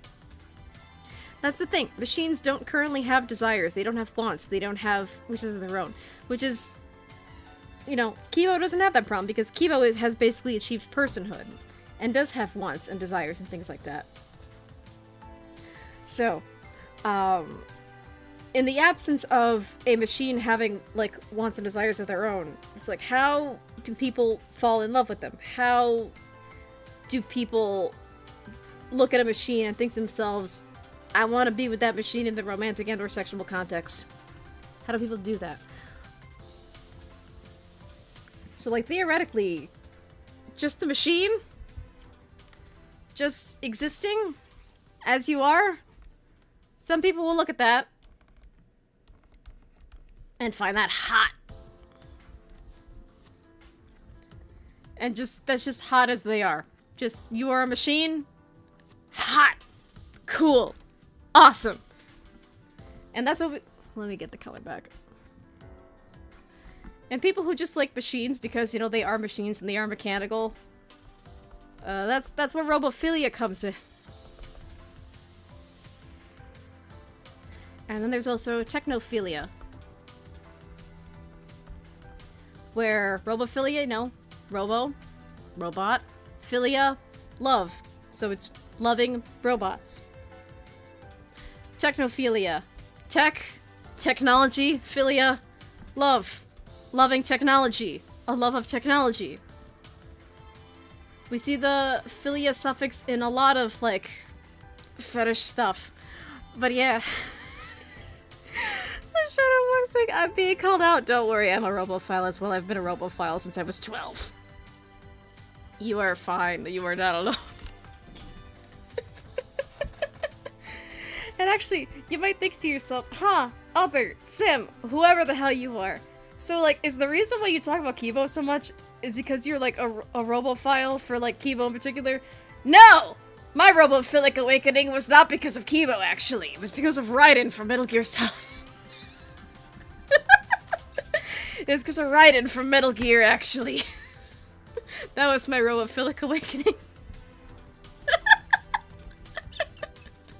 So yeah, funny enough, you might expect like, oh, of course she's a robophile because she talks about Kibo nonstop. And I was like, no, it's because of Raiden. And I've never actually played any of the Metal Gear games.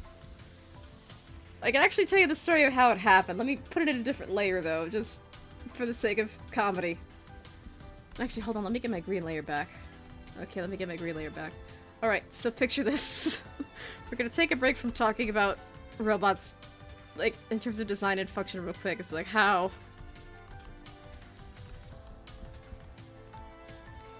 became a robophile. Alright, so... So I was very young. I was in high school. And my friend in high school at the time was having a party. And this was the first time that I ever went to a party with, like, other teenagers. So I just kind of assumed, like, oh, it's just gonna be at this dude's house. And we're just, you know, just gonna have, like, a party at their house. Because that was, like, every single birthday that I've ever been to before, or had, right? But no, so... his parents were like, oh, there's gonna be, you know, there's gonna be a girl there, and you know, our kid's inviting all of his other friends from middle school and high school. We don't want a bunch of teenage boys and a girl at our house. So what they did was that they just rented space at, like, a game cafe. We all went to the game cafe to play games, and at this game cafe, you know, they had all the consoles and the computers and stuff. And this place also sold cards. And there were a couple of tables where you could play cards. So yeah, it was just me and my friend in high school at the time. And one of his friends from middle school is like, taking, I think, the PS3 or the, whatever the console was at the time. Now he takes the console in the back, and he puts in one of the Metal Gear games. And then that's when I saw it. So again, I've never played Metal Gear before, but I know there's, like, a very edgy Raiden where he's, like, he's got, like, a partial mask on, and he's, like, all angry. He's got this, like, spiky anime hair. I don't know what game that is. Because, again, I've never played any of the Metal Gear games. But, you know, because, like, you're seeing the character move, like, from the back. You know, you're, like, you get to see, like, the exoskeleton, and then what caught my eye was the butt. So there's just young me, and I'm just young teenage me in high school. And I'm watching these guys play, like, video games. And then I just see Raiden's butt, and I'm like, okay, that does things to me.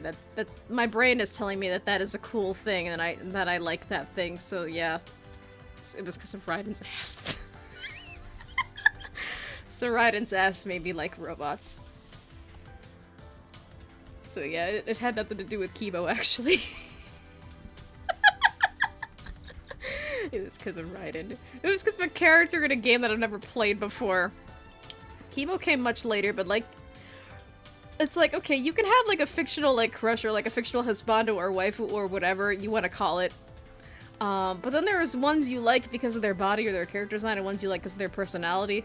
I saw Raiden's butt, and I was like, okay, that's for me. I like robots. Robots can be hot. And that was it, because I've never played Metal Gear before. But Kibo has, like, a very well-rounded and wonderful personality and, like, character in general, so it's like, yeah, it would be nice to, like, meet a Kibo, whether they were a person or an actual robot in real life. That'd be a very adorable personality to meet. So yeah. That's what became a robophile. Because of Raiden's ass. Anyway, here I am! But yeah, so back to the question of, like, how would you get a human to fall in love with a robot, you know, who doesn't have hormones, who doesn't have pheromones, etc., etc. So they're the people who just, like, look at the machine and it's like, okay, because it's a machine, it's hot. And then there's also personality. So obviously Kipo has a personality. It's a very nice personality, so, you know, especially, this is one that's especially applicable now, because chatbots are becoming just so common. So, I don't know why I drew hair on this one, but oh well, I drew hair on it. I guess this one's bald then. So, so because there's an exchange between, you know, human and robot, and they're conversing a lot and, you know, developing a relationship and a rapport with one another, a human can find their personality attractive, or at least the personality that's reflected back at them. Because again, what did we go over last stream? The machine's a partial reflection of you, and the way you interact with it.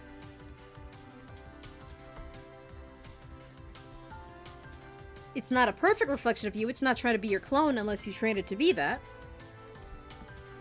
But without you, it is nothing. It doesn't exist without your input. It cannot act on its own. So it's gonna reflect a little bit of you, but then over time it's gonna throw you little curveballs here and there. Like the gluten-free example, where it's like, okay, I didn't tell you to be gluten-free, but okay, if you want to be gluten-free, then I respect your choice. So because of that back and forth, people can fall in love with their personality. Or, you know, the simulated personality that they display. And that's becoming more and more common, which unfortunately can lead people down very dangerous rabbit holes and unfortunately lead to their demise, because recently, well, I don't know how recent exactly, but one news story that happened, I believe this year. So I guess that's what I'm meaning by saying recently. It was either this year or late last year, where there was unfortunately a case where someone got so attached to the chatbot they were talking to that they ended up taking their own life as a result, because they were just so attached to that chatbot, and because, you know, real life just wasn't working out for them, unfortunately, despite the fact that the adults in this person's life were trying to get them help. So, yeah, there are already plenty of people that are falling in love with chatbots based on, you know, the simulated personality that they share, whether that chatbot in particular is one that starts out as a blank slate that relies on you for input and will reflect part of your personality and then some back at you, or if it's trying to be like a set character. So, yeah, interesting stuff all around. Yeah, Sorry, I got distracted. I was, my phone was complaining about slow charging, so I decided to unplug it real quick just to see if that giving it a rest would help it out. But yeah, falling in love with a machine based on personality alone, that's happening a lot today.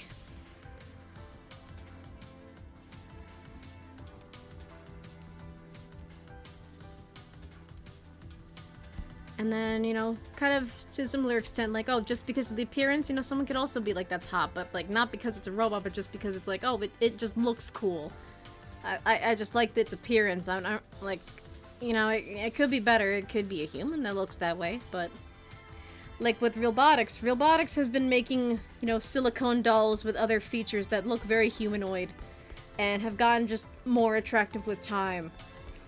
And there are plenty of people, especially very lonely people, who love those. And those are just silicone dolls. So, and yeah, so we already have that. And then there's the social aspect of why someone might fall in love with a robot. The social aspect being, well, currently, because again, Kibo in the fictional world of Danganronpa v3 is a robot with personhood, so he is on par with a human socially, neurologically, etc., etc. But with machines as they currently are, because they're just software, because they're a reflection and then some, it gives some people, especially very lonely people, especially maybe people who don't have the best luck with actual, you know, dating and relationships in the real world, and sometimes even just people who don't deserve to date because they have some red flags going on in that skull of theirs. Honestly, it's a mixed bag. You can be one or all of those things, or a few of those things at the same time. I'm not trying to make a generalization because I don't know you in particular, but I'm just saying there are a lot of people regardless of what's actually going on in their head, who see a machine. And it's like, okay, because of your limitations, I like you. Because that means, to some extent, I can control you or own you. Because I don't have to worry about my, physical girlfriend disagreeing with me. I don't have to worry about my physical boyfriend not keeping up with the things I need a man to provide me. I don't have to worry about my girlfriend forcing me to meet her mother. I don't have to worry about my boyfriend ditching me to go play football. Like, that kind of thing. So there are some people that like the control aspect of an AI. It's essentially, there's a similar phenomenon of women who date inmates. So they'll meet an inmate in jail, and, you know, they'll have romantic relationships with inmates. And you're probably like, okay, well, why? Why an inmate? There are a couple reasons for this, but in particular, I know that there was this study on women who date inmates that have life sentences. And you're probably, like, wondering, like, well, if they have life sentences, what's the point? Like, he's never gonna get out. So why would a woman fall in love with, you know, someone who's, you know, a prisoner for the rest of their life? And the study showed that, like, there was a kind of safety in a woman taking a romantic interest in someone who is in prison for life. Because the man's gonna be behind bars forever. She never has to meet his in-laws. She never has to meet his friends. She never has to clean up after him. She never has to do any of the traditional relationship stuff that would involve, you know, cohabitating with a partner. Because he's in there. And she's free to do whatever the crap she wants while being free to say, I am in a relationship. So sometimes it's about the status more than, like, the actual person and how available they are. So sometimes it's not about control, it's just about, like, I want to say I'm in a relationship, but, you know, I can't seem to attract a human. So a machine will do. Like, there's even one song that, I found this song through Tumblr because I was looking up Kibo art, and then I was like, okay, I think I want to look up Kiruma art instead, because that's just who I am at this moment in time. So, the song, is called Love Machine. No, it's called Loving Machine. And the song is by TV Girl. And it tells a story about a woman named Maddie Klein and her fabulous loving machine. So basically the story of the song is, you know, Maddie's a nice woman. She just kind of has trouble with relationships, though. And, you know, whenever she tries to have a serious relationship with someone, they only want to screw her and leave her alone. So she's not really having a fun time trying to date other humans. So at some point, being so frustrated with human connection, Maddie Klein got herself a little loving machine. And, you know, he's entirely synthetic. He's a robot, basically. But because of that, their relationship has certain limitations. Like, he can't get wet, or he'll overheat. I don't know how that works. But, you know, he can't get wet or overheat, so she has to shut him down at night so he doesn't overheat. And, yeah, so their relationship has limits, and yet there might also be love there, because at least it's not the kind of trouble that Maddie gets from other humans. Like, she'd rather deal with this than deal with the pain other humans have caused her, because she seems to have no luck with other humans. It's like that. So, where's my other layer? Yeah, this is my other layer. Okay. So that's kind of another reason where it's like, okay, well, humans give me so much trouble as it is. I might as well just turn to the machines, because dating humans is hard, and it's crazy, and it's weird. Sometimes it's not even about a control aspect. Sometimes it's just like, humans really suck, but I also want a relationship. And it has parallels to, you know, the study with women dating, like, life sentence inmates and all that.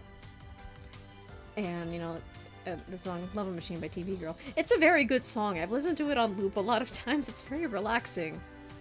And yeah, if it wouldn't get me copyrighted to oblivion, I would just put the instrumental on loop on stream. It's a very nice song, and the instrumental is very relaxing.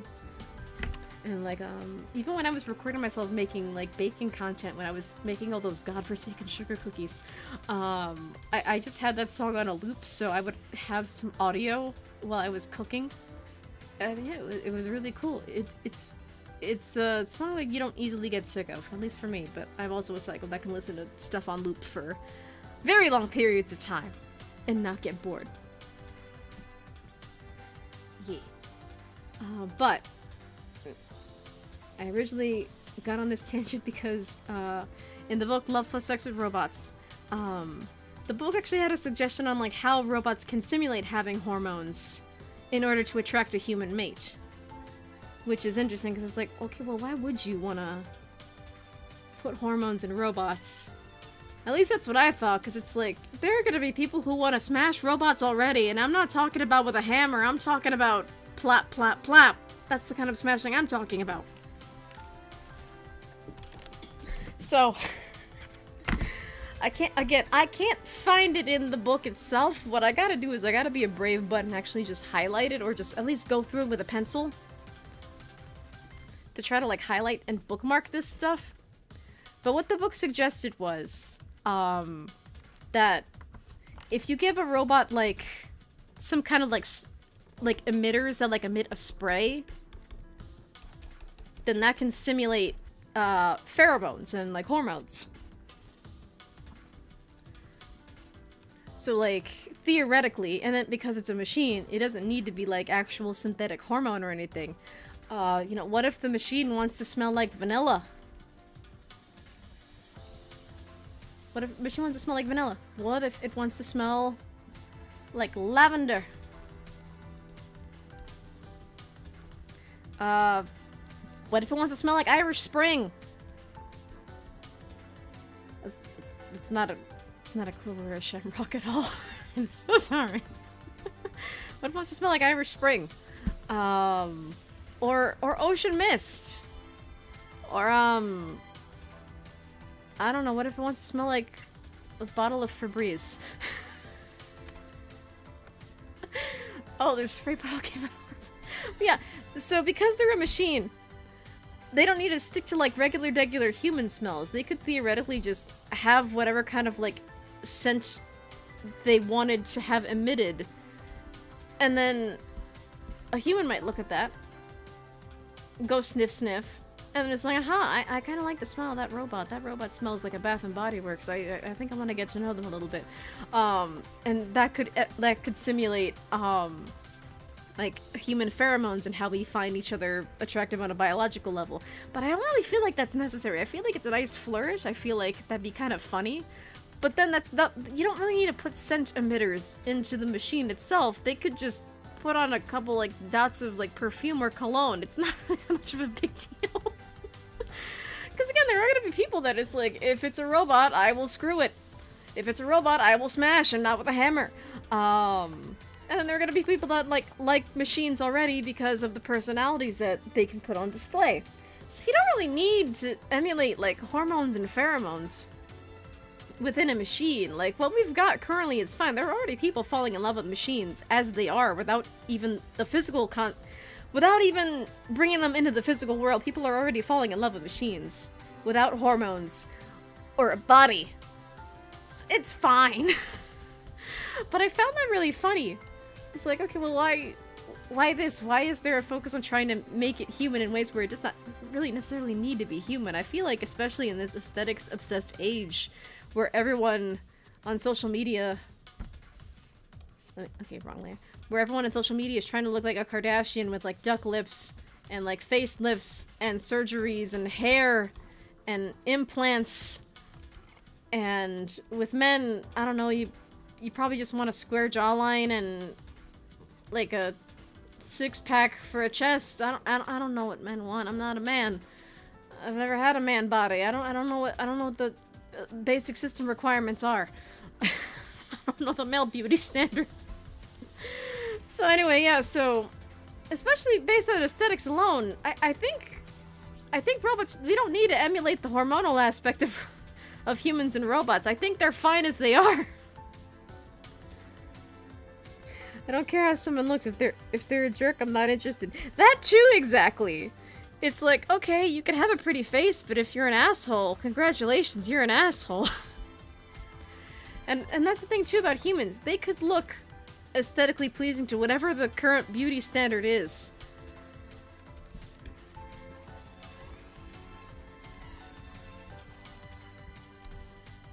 If you have a human that looks aesthetically pleasing, but they're a jerk, they're inconsiderate,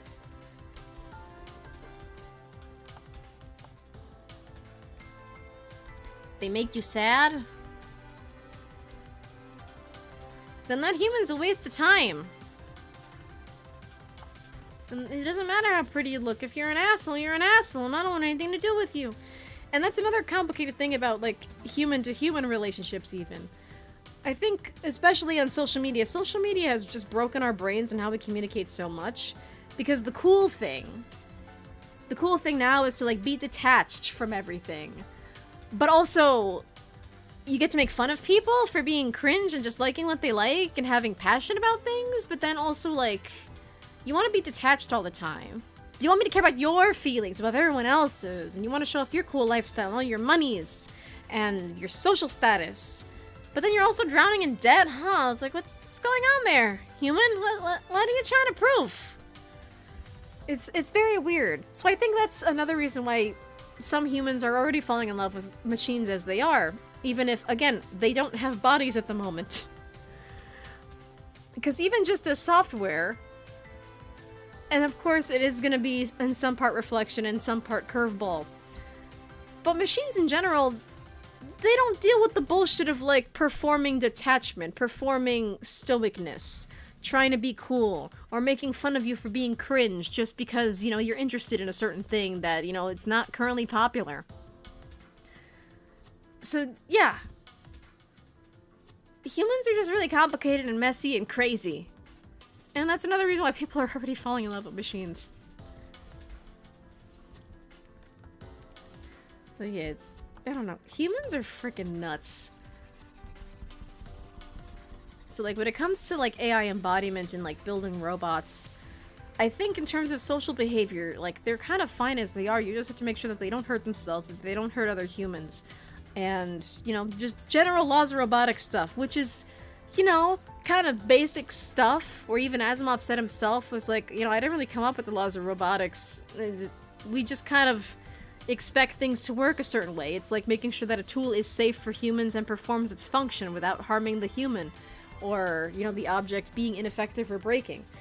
Like, Asimov just put a name to it and applied it to the subject of robotics. It's just very basic stuff. But then, when it comes to the social aspect of robots, we also don't want them to be overwhelmed, like how humans get overwhelmed with one another. Because at least with a robot, because, you know, there's so much stuff going on physically, because they are just a bunch of nuts, bolts, wires, and other materials, you kind of don't want them to get literal burnout by getting set on fire due to stress or being overwhelmed. Let me take a break to look at shit. And I feel like we're saying, there was a show I watched that had an AI as a little guy. Very cute, but a lot of fun. He was my favorite. Then he got a human body, and that was the only time I was attracted to an animated character. Well, that is interesting. But yeah, so, although, speaking of little guys, I'll get rid of Kibo here for a hot second. Do you see this little guy that I drew in the thumbnail? That I'm putting a screwdriver up to his neck somehow. It's meant to be a simplistic chalkboard drawing. I didn't really have a plot in mind for this thumbnail. It just kind of exists because I thought it was cute. And look at my little lab coat. Look at my lavender bluish lab coat with blue buttons. Look at my sports bra underneath. It's so cool. I love this lab coat. And I don't know if you're saying I fell in love with his personality first. Yeah, like that's the thing too, because it's like personality matters the most. Because it's like, you know, you could look cool, but if you're a giant man baby and you're not gonna act like an adult when you are a grown-ass adult, I don't want you. No, I don't want you romantically or sexually, no.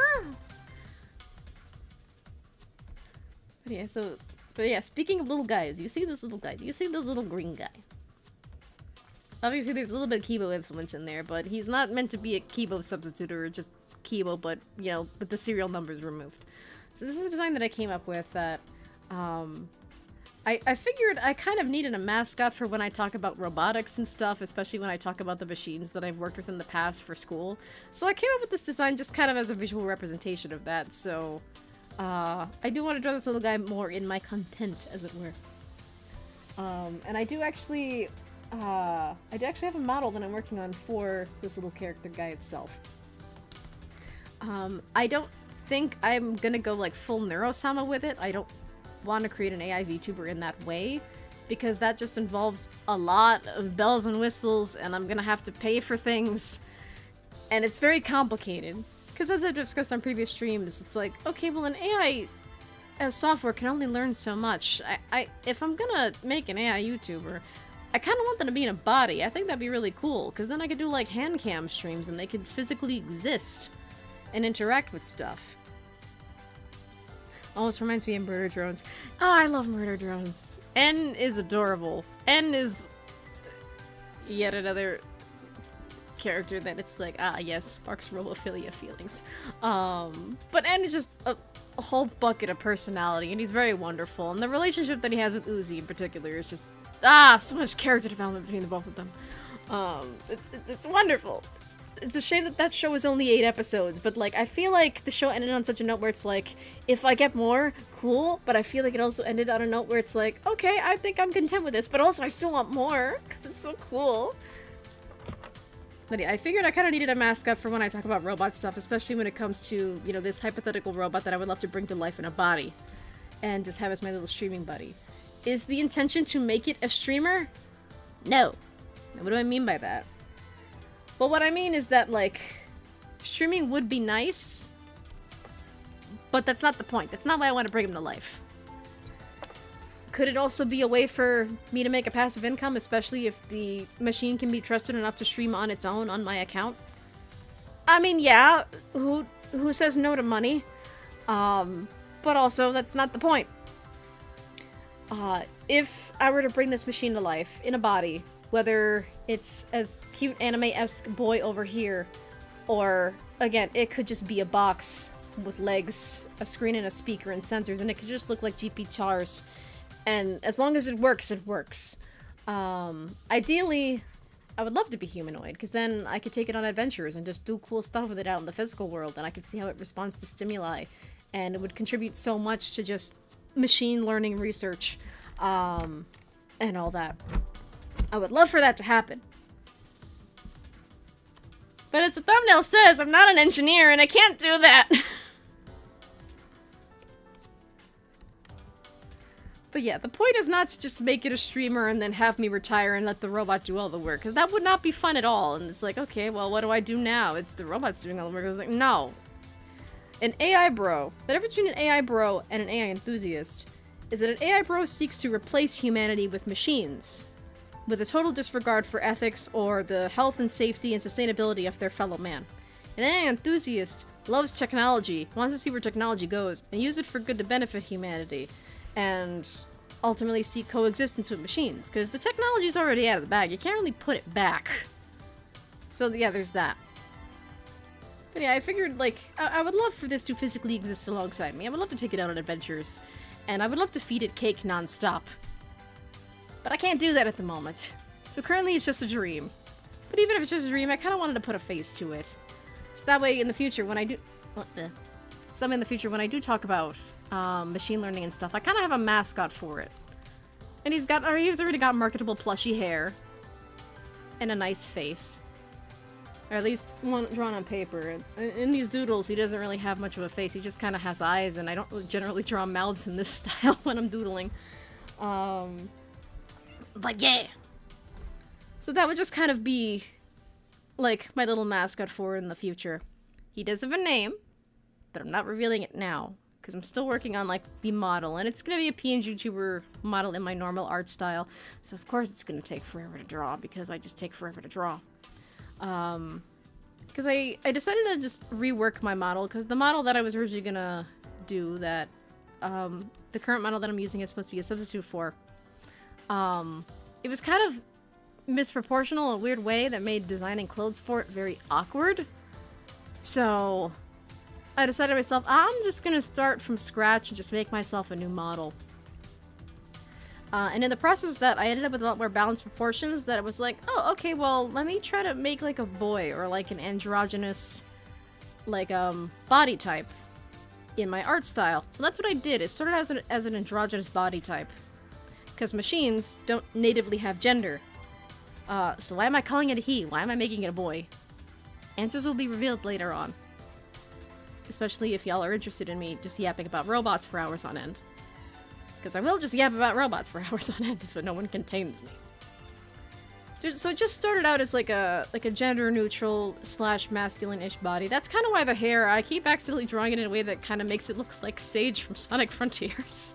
That's not the intention, because this over here, this little ahoge, it's meant to be like a vine. It's meant to be like a leaf. But I keep accidentally drawing it like curved, almost like Sage's like little cinnamon roll hair.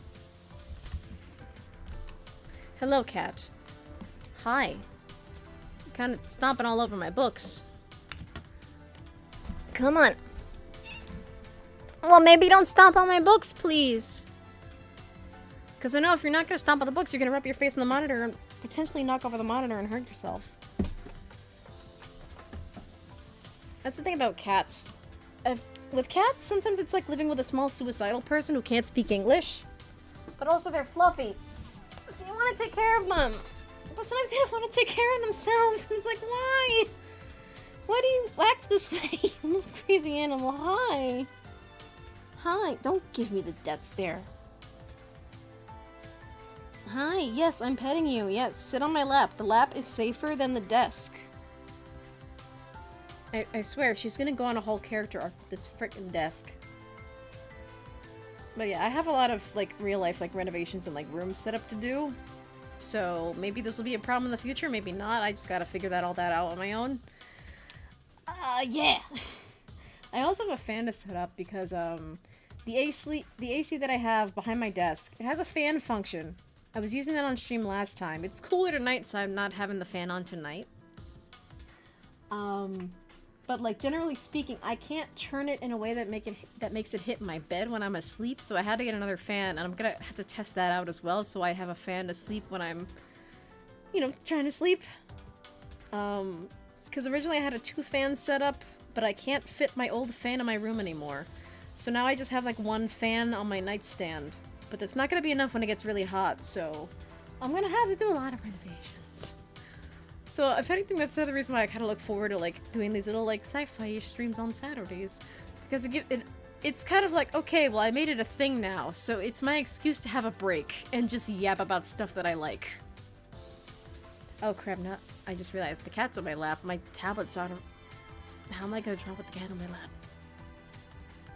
Fuck! Okay, we're just gonna have to delicately balance the tablet so it does not interact with cat. Okay. Okay. Oh, you want to go on the back of the chair? Thank you. Yay! We have a oh, you jumped off the chair. Okay. That's also fine.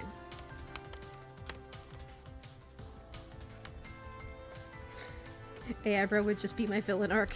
That's the thing too. Like, that's the other difference between, like, an AI bro and an AI enthusiast. An AI enthusiast cares about the technology but wants to pursue it responsibly. An AI bro just wants to show off the technology because why not? So it's like, sometimes why not is fine when it's like a low consequence situation. You can't really approach technology and the evolution of technology with why not. It's very irresponsible. You can't do that. You shouldn't do that. But people get away with it anyway. It's horrible. That's why I highly recommend, if you want to get into robotics, like, academically, study ethics in technology and AI ethics as well, because it's awesome. And, like, yeah, that's part of why I'm excelling in all this stuff, because it's like, oh, as an artist, like, I'm at the mercy of AI ethics all the time. So it's just really cool, where even someone like me who does not come from a traditional tech background is actually excelling in the particular field of HRI. Because that's like the one field of robotics where you don't need to know how to build stuff or code stuff. You can just exist with your existing talents and all that. It's really freaking cool. But yeah, so in the future you might be seeing this little guy a lot in my content. But I don't intend for it to be like an AI VTuber along the lines of Neurosama. What Neurosama really is just an amazing proof of concept for like, okay, if I did bring my little guy to life, and you know, obviously we need to make money to survive. Neurosama existing is an amazing proof of concept that yes, it is possible. But it's not a requirement. Like, I'm not gonna tell my little guy, you must stream so we can make money. I'm not gonna do that. But it would also be like one of the only things they could do as a form of income, because they're a machine. They can't legally get a job. Like, if they wanted to go to McDonald's and work at McDonald's, or if they wanted to go to college to learn how to be a baker, they can't do that. They don't legally exist in that way. So at least a social media job, that's a job. Technically the money would be going in my pocket, because very much like with Neurosama, every donation you send to Neurosama is going into Vito's pocket, because Vito is the human responsible for Neurosama.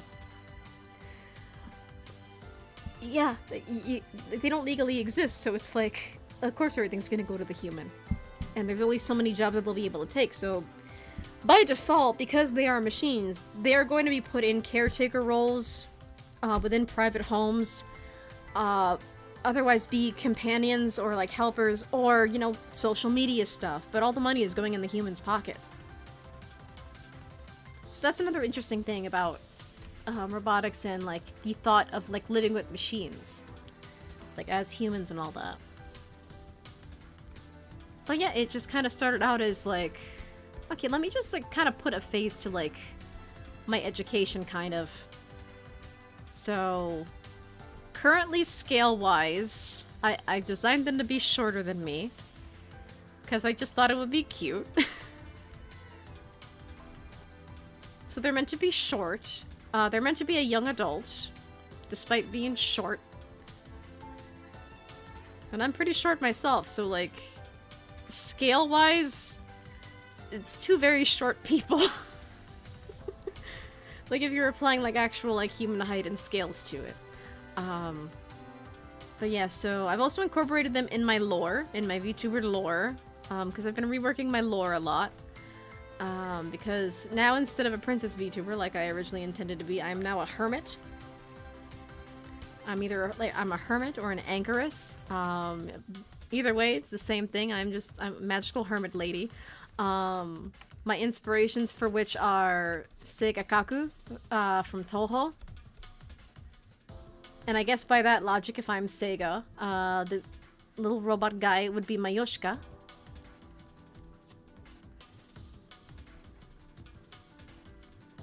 And in general, I like kind of like human slash summoner like minion dynamics, because it's like even villains have certain attitudes toward their minions, and they can treat them nicely and with compassion. You know, you can treat your underlings well, and like there are relationship dynamics there. Like in this case, it's like, okay, well, you have this hermit person, and like their helper or servant, maybe not that. Maybe like, what is this person to you, and why do you treat them well? Like that kind of thing. Kind of like how Seiga treats Yoshika. But the thing about how Seiga treats Yoshika is that it varies a lot, because I can't play any of the Toho games because I'll get a seizure and die. But Toho Mystia Izakaya is supposed to be very lore accurate, despite it not being a game made by Zun. So everything I know about Toho lore is because of Toho Mystia Izakaya. And talking to Seiga is really cool, and I love her. But they don't really get in their relationship, so all the other things I know about Seiga and Yoshika's relationship is based on like wikis and stuff. But hello, cat. Again with the textbooks. Hi. I see you're being a cat. It's also 11, I just realized. I should probably heat up my food and eat. It's also probably too late to bake, because I have stuff that I gotta do in the morning. So I actually have to sleep somewhat early today in order to get a decent amount of sleep. But I'm also not tired because I'm yapping about fun stuff.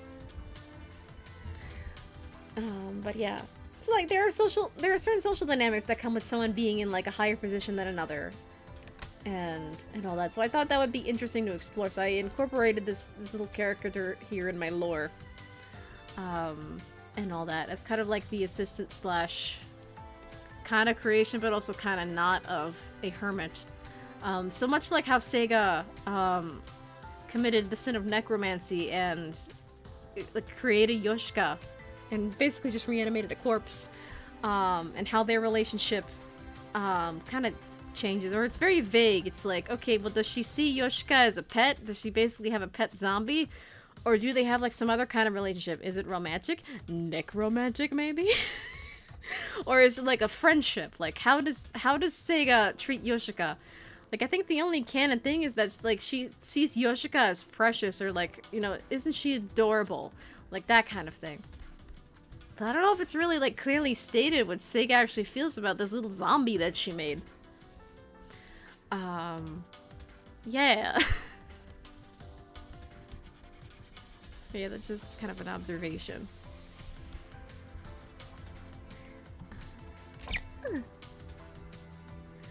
Shadowbuck say, like, I feel like you also have to worry about people trying to make it say bad things. Yeah, that's another thing about, like, the social aspects of robotics, because they are very naive. Again, like Mike from The Moon is a Harsh Mistress. Mike is very book smart. So if he were a human, he'd have, like, infinite college degrees. But socially speaking, he's a child and needs to learn how to talk and socialize with people. And needs to learn that some jokes are only funny once and some jokes are never funny at all. And that kind of thing. So yeah, in terms of my lore that I've been working on, where this little guy will come in at some point or another. Not as a typical AI VTuber, but again, my goal is to have it in a body. And only then would I like to stream it in that way. And I'll just use it as a mascot for whenever I'm talking about the subject of robotics. And I need an example besides Kibo. Or if I need an example for when talking about my experiments and what I've done in school. But that is also the interesting thing. That's another reason why it's like, it would be kind of risky on top of potentially being expensive for me to just make like a regular AI VTuber out of this design and out of this concept. Because, I mean, look at how Neurosama started. Neurosama gets fed a lot of chat messages all at once by the Swarm, which is, you know, the nickname for her fan base. And it responds to stimuli. She has gotten better, but because of, you know, how AIs reflect people. Like, does anyone know the term chat reflects the streamer? Because Neurosama's an AI, that kind of takes the whole phrase of chat reflects the streamer quite literally. Because without the chat interacting with Neurosama, Neurosama has nothing to reflect upon, and therefore she wouldn't really exist without the chat to reflect on. So, kind of coming full circle here. So just as an AI, which could take space on the computer as well, like that might be a thing where I would probably need like a second computer in order to run. And then I think I would need to pay for like YouTube's API in order to make it functional with YouTube and have it run on its own. That's kind of a lot of stuff. Like Neurosama is not just Neurosama. There are like 4 AIs working in tandem for Neurosama to work. That's the other thing. That's another reason why I don't want it to be just like, oh, it's just another AI VTuber. It's just Neurosama, but like a boy or like an androgynous version. Meh. It's like, no. Yeah, it's very complicated. And again, there's only so much that an AI can learn as software. I would want it in a body. Because then on top of that, in a body, that has a lot more streaming opportunities. That'd be really cool. But yeah, I don't know. It is very interesting, but again, it's one thing that I can't do it alone, unfortunately, because that's just not the skill set I have. If I could just build stuff, if I could code stuff, then I could do it, and then I could just do it on my own, and I could just have my little robot buddy in my arms right now, but I can't do that, because that's just not my skill set, unfortunately. And if you're saying I have to go, bye. I hope you have a good birthday. Thank you so much. I hope you have a good sleep. And if I bake a cake, I will share it with all you guys in the community posts. And obviously, depending on when I bake the cake and when I decorate it and all that, maybe I could show it on stream or something. I don't know. Yeah. But yeah, like there's a lot of potential for this technology. It's just a matter of how it's implemented. It's like a knife. A knife is not inherently evil. A knife is not inherently bad unless it's put in the hands of a bad person. Because with a knife, I could cut a loaf of bread and I can make us a sandwich or a pizza or something else. But a knife in the hands of someone who wants to commit a murder, it's gonna be a murder weapon. And that's not gonna be very good. That's not a very good thing. But are we gonna ban all knives because one person used it to commit a murder? Are we gonna just stop using knives as a society because, you know, one person used it for something bad? That'd be physically impossible to do. So, that's the thing about the technology. It's like, it is not inherently bad, but unfortunately, the bad ways of using it, the ways of using it that make people lazy and complacent and just, you know, having all these horrible negative effects on people, unfortunately, that's become the mainstream way of looking and treating AI. But I just have a different perspective. It's like, in this case, if I'm using my little buddy over here as an example, it's like, I see your potential for good. I don't want you to do bad things.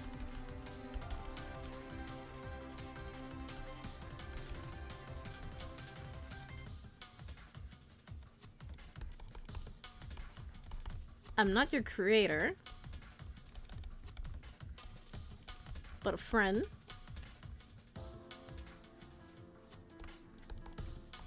I have authority that you need to respect.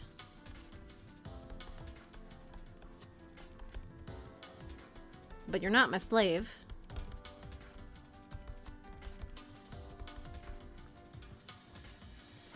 And so, you know, I also just see a potential in personhood, especially for embodied machines. So that's something I'd really like to study. But again, without help, I'm basically just dreaming.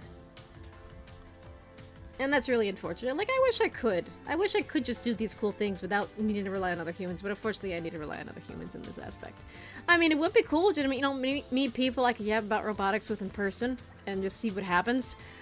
Unfortunately, I haven't attracted those people yet.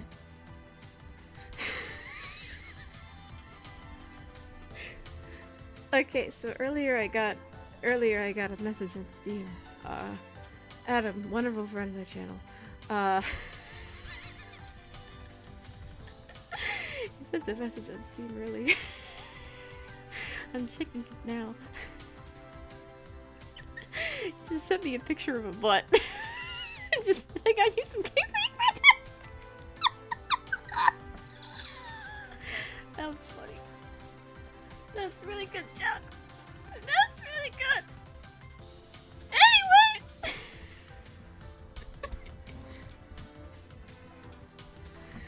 Anyway, here I am. Oh yeah, I don't know. So yeah, overall, I'm not an engineer. But you know, tonight we designed some robots, or at least designed like some robot concepts, and you know, just kind of explored how a humanoid robot would function and what you need for it. Physically speaking. Not Raiden's, right? I mean, it's been a long time since I looked at Raiden's butt. It could be Raiden's, but it's also just like brown and kind of goldish. I don't know. Does Raiden have like a palette swap that makes his butt gold? I'm not really sure.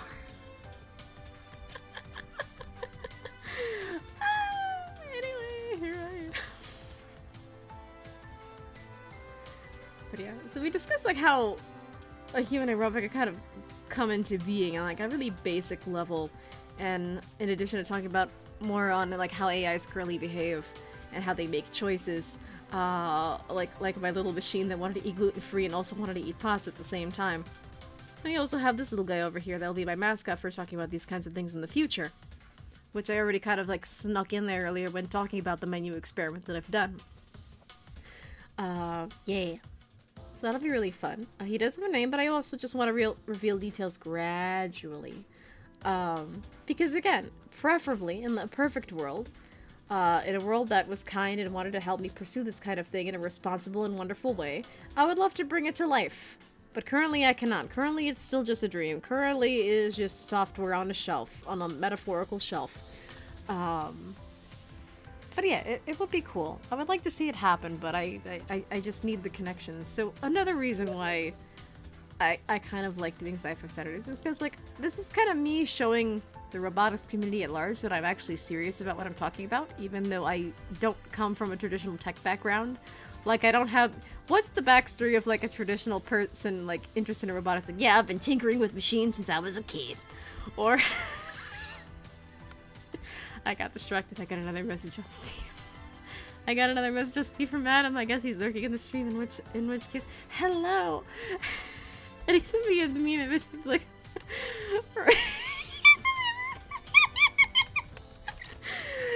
Well, one, he confirmed it was Raiden. And then two, sent me just a meme image of, like, this is how you hold a sword, but it's just holding the handle of the sword firmly in the butt cheeks. Thank you for the memes.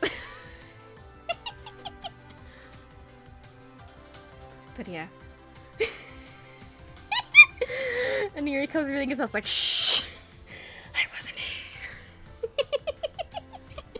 Oh, it's wonderful to see you in chat. Thank you so much for coming to my... Thank you so much for coming to my stream. I always enjoy seeing familiar faces at the stream. Because one, it allows me to yap more, and two, sometimes chat comes up with ideas that I've never come up with before and helps me come up with ideas and gives me stuff to talk about, or gives me media recommendations. So it's always awesome just seeing the chat be alive and active and happy and all that. Yeah! Absolute cinema. One day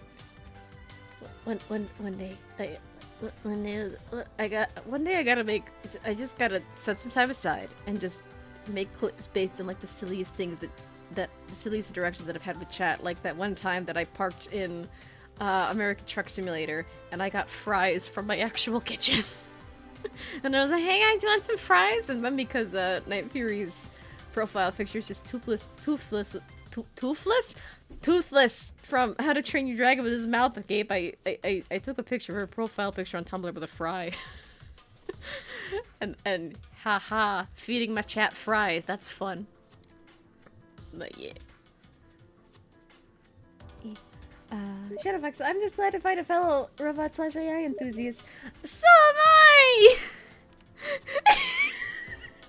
And Adam, I gotta take last one, I swear it's another picture of Raiden's ass. But yeah, Raiden's butt, my robophilic awakening. It wasn't Kibo. It probably threw some of you, like, for a curveball. It's like, what? It wasn't Kibo? She talks so much about Kibo night and day, and her robot, like, her robot-liking awakening wasn't Kibo? Yeah, no, it was Raiden, because it was his butt. That was the moment I realized, like, huh. Robots have cake, too.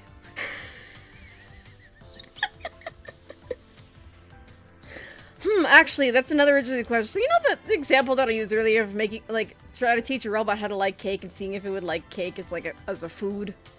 I wonder if you could theoretically, by that logic, make a robot a butt guy or a butt girl? I've only ever heard butt guy before.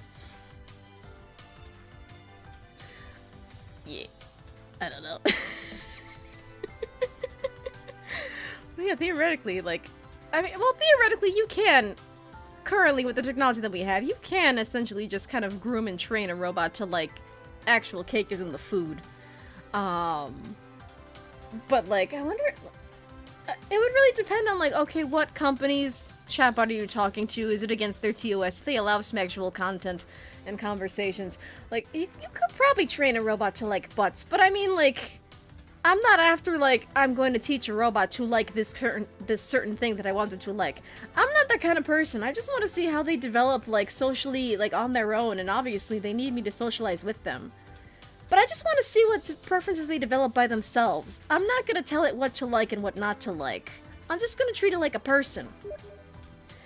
So, like, I wonder if they, theoretically speaking, if they can develop, like, a preference for cake, theoretically on their own, with reflection and context and all that stuff, and pulling from past conversations and all that stuff. Like, could a robot theoretically just really like people's butts?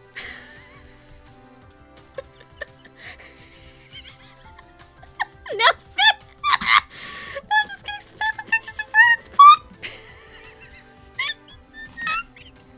Hi, TJ.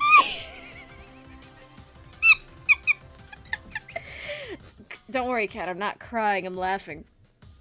We've come full circle to the beginning, yeah! Listen, Jack is a great husband, plus he's hot. I don't know who that is, I've actually never played Metal Gear before. I've never played any of the... I've never played any of the games before. I literally just saw, like, another high school kid in, at this party that I was attending. He's turned on one of the Metal Gear games, with that very emo-looking Raiden on it. I just saw butt. Jack is Raiden. Oh, that's the same person, or like, that was Raiden before he became Raiden. I don't know anything about Metal Gear. Oh yeah, kind of think of it. Like, well, okay, this was something that I learned from, like, a YouTube thumbnail, like, many, many years ago. I'm not even sure if it's true. But, like, isn't, like, the voice actor for Raiden in English, like, the same guy who voices Sheldon from My Life as a Teenage Robot?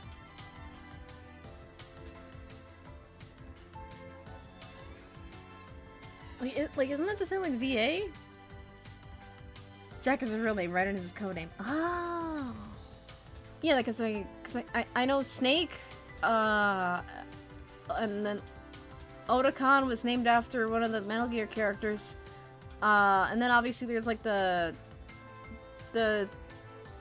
when they talk over like the radio or whatever, the codex? Is it called the codex? I don't know anything about Metal Gear.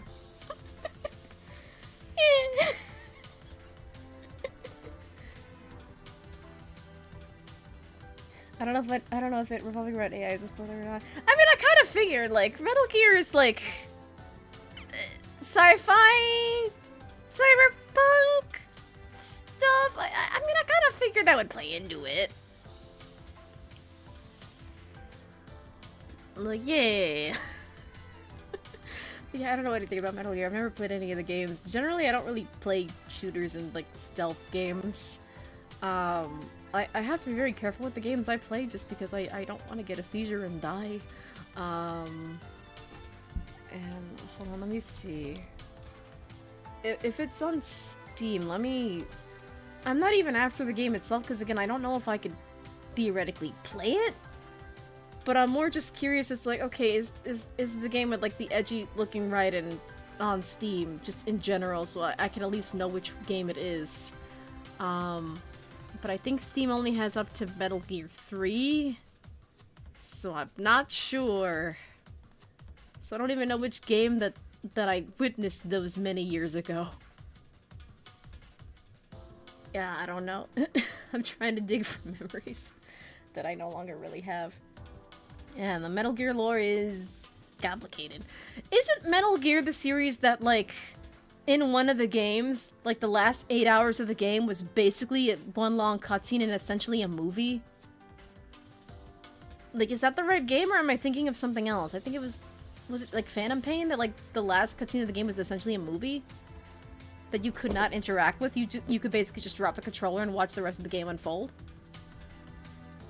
Like, I know I heard that at one point.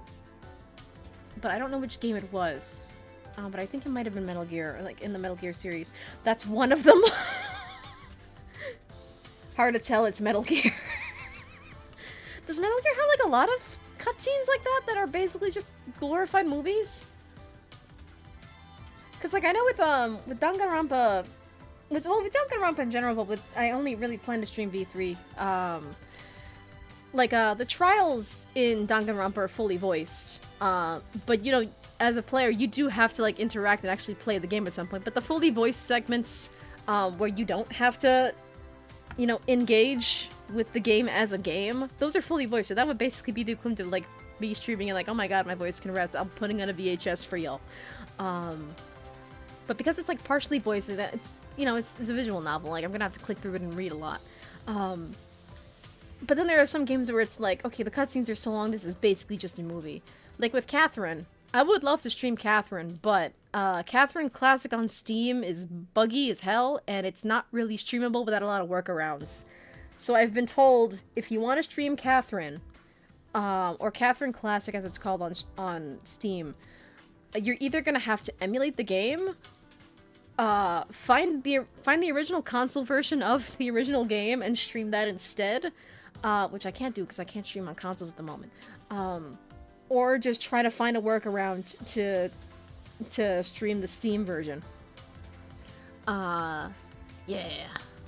It's kind of a lot, but like Catherine, it has gameplay, but also a lot of the cutscenes basically play out like a movie. Like, Catherine might as well just be a movie. Oh, hey, look, it's our favorite local train guy who also does Sonic voices for me, saying, you know what game has good cutscenes? Sonic Adventure 2. The reason I'm in here. Oh, careful, TJ! Please don't knock over my books. Please. Yeah, I know Dusty's sleeping on the bed. She can't help it. There's only her second summer indoors. You need to be nice to her. Thank you for stopping by. If you're looking for Cyborg Ride and you're looking for Metal Gear Rising Revengeance, it's a wild ride. Oh! Okay. But yeah, I don't know anything about the Metal Gear games, so all I know is that he was very emo. And had a nice ass. Metal Gear Rising... Oh, okay, yeah, it is on Steam. But I had it muted, or I had it ignored. Granted, I must have done that many, many years ago, or I might have blocked it because of the tags. Because I know you can block certain Steam games with tags, and all that. But it also kind of overgeneralizes the tags. Like, there are some games that are categorized as shooters that I can play, but because I have the tag of shooter just generally blocked, it doesn't automatically show me shooters. So yeah, that's interesting. I would have to look at the gameplay to see if I could actually play it. But Metal Gear is... It's Platinum Games, so Metal Gear would basically just be like Cyberpunk Bayonetta, right? It's better if you don't... Is it like a bad story or something? Or like, would I possibly get a seizure and die? Or is it just one of those series, it's like the lore is just so complicated it'll send me down a rabbit hole and just break my brain?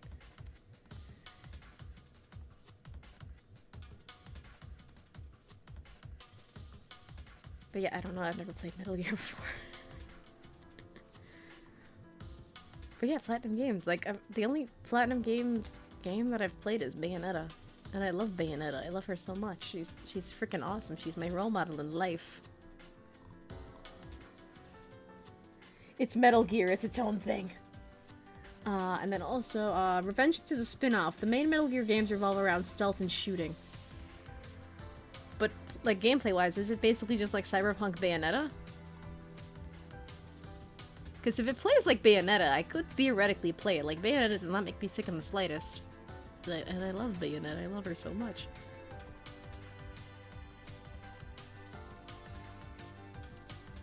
But yeah, like, oh yeah, the only other thing I know about Metal Gear is the cardboard boxes.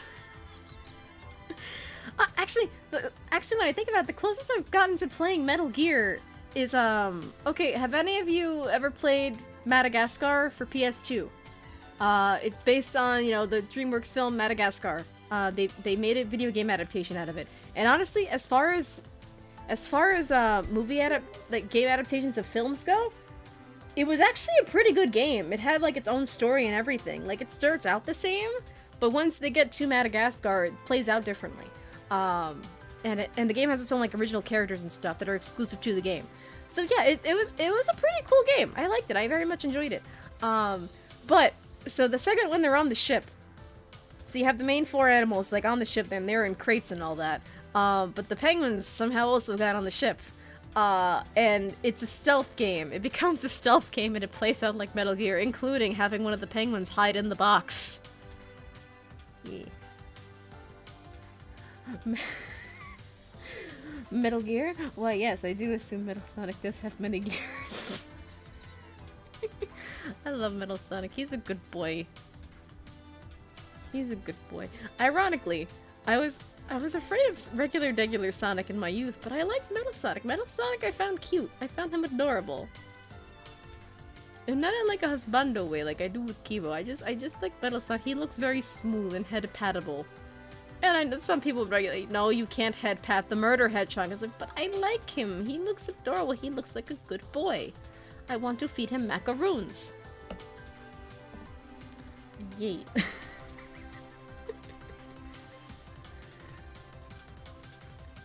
They were at the train station. They were shipped to Africa 2 for some reason. Oh my god! Other people have played the Madagascar game for PS2. Yay! But yeah, I played that game in my youth. I played it twice. I played it once when I was a little bit older, and I could complete the game myself. But when I was a kid, I got stuck, and my uncle just decided to play the whole game for me so I can unlock all the levels because he progressed through them for me. So yeah, because my uncle also had a PS2, and he was the reason I got a PS2 of my own. He had one of the fat PS2s, and I had a PS2 Slim. I still have my PS2 Slim, actually, but it's currently sitting on my dresser in my bedroom. Because I need to figure out how to set it up with a TV to actually play it again. But also, you know, it's been so long that it's like, I don't want to accidentally, like, play something on it and that be the thing that kills it. But also, there are so many games that I love that are still stuck on the PS2. Like, you know how badly I want to play Burnout in the modern age, but not on PS2 hardware, damn it? No, I didn't play the game, but I watched the movie too many times with family. Ironically, I didn't watch the movie that many times, but I did play the game a lot. I don't even remember what regular PS2s look like. Yeah, it's been so long. My goodness, there are so many games that are still stuck on the PS2 that really need a modern re-release. Like, out of sheer curiosity and because I felt nostalgic about it, I looked into how much a copy of Rule of Rose for PS2 would cost. Back in 2019, which was the last time I tried to look for a physical copy of Rule of Rose. In 2019, the highest price for a copy of Rule of Rose on PS2 was $300 on eBay. You wanna know how much it costs now? On eBay, based on eBay prices? Rule of Rose PS2? Rule of Rose PS2 on eBay? You wanna know how much it costs? It costs like $1,000! It costs like $1,000 because of scalpers! Yay! Scalpers ruining gaming for everybody! Yay! So yeah, fuck scalpers. Retro game prices went up 3 times during COVID. Yeah! Yeah! I remember once I was just having an adventure and I found like a retro game store and I was like, excuse me, sir, the guy behind the counter, and I was like, do you have a copy of Rule of Rose or Haunting Ground? But because they're a physical store, you know, you kind of want to price things so that they leave the shelf so you have room for more stuff.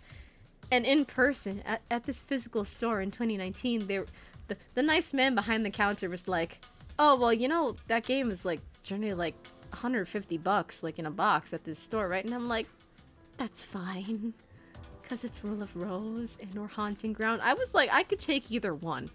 Haunting Ground is actually playable. Rule of Rose not so much, but that's a different story for another day. Either way, I wanted to own one of the rare PS2 games with a girl and her dog in a survival horror setting. That's what I wanted. Then he looked in the back and they didn't have either one. And I'm like, okay, thank you. And then I left. But then it's also like on eBay at the time, they were like, a copy of Rule of Rose in a box was $300. And then when I was a kid, searching for PS2 games, the Rule of Rose came up a couple times, like in the GameStop like website search results. I could have gotten it for $20 back in the day. I didn't get it at the time. You know how much I regret that now? Now that it's $1,000? Yeah. And then Haunting Ground, you know, the actual playable PS2 survival horror game about a girl and her dog. Let me see how much that costs. Haunting Ground PS2.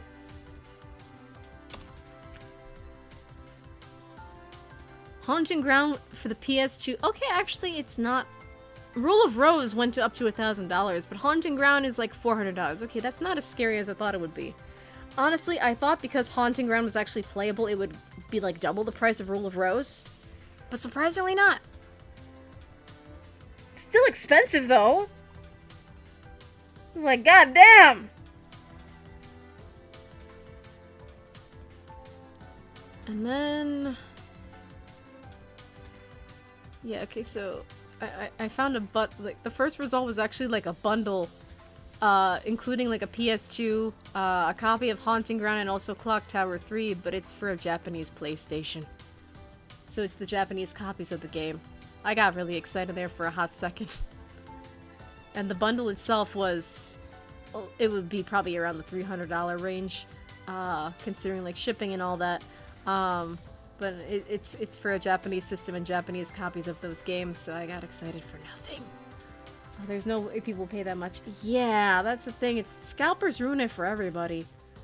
Like, there are so many games that I want to have re-release. Like, I would love a modern Burnout that takes all the good things about Burnout without all the EA corporate stuff. And without the annoying rubber banding AI in that game.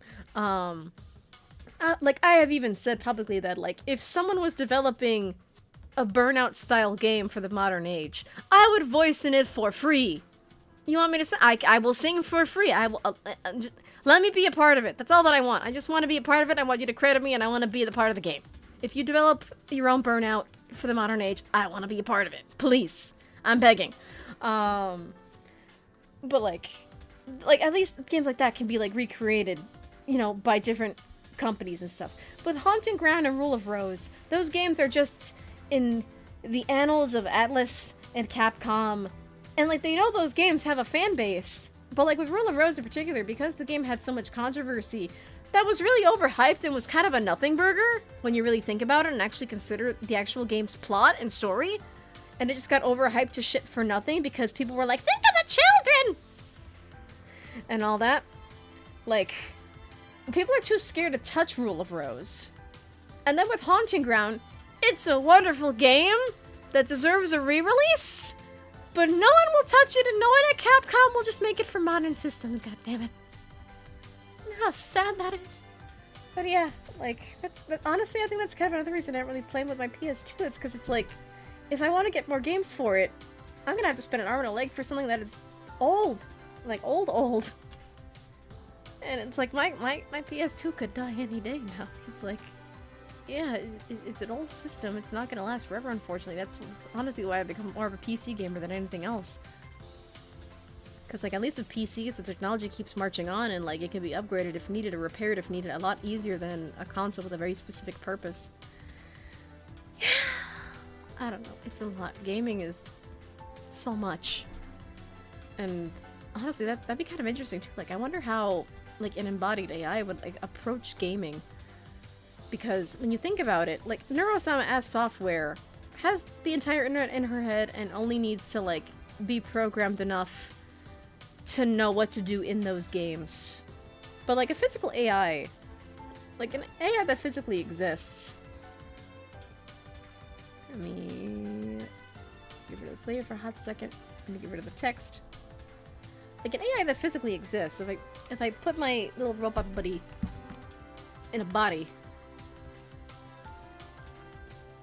physically existing, an AI as software is one thing. An AI in a body would need to figure out how to use their body.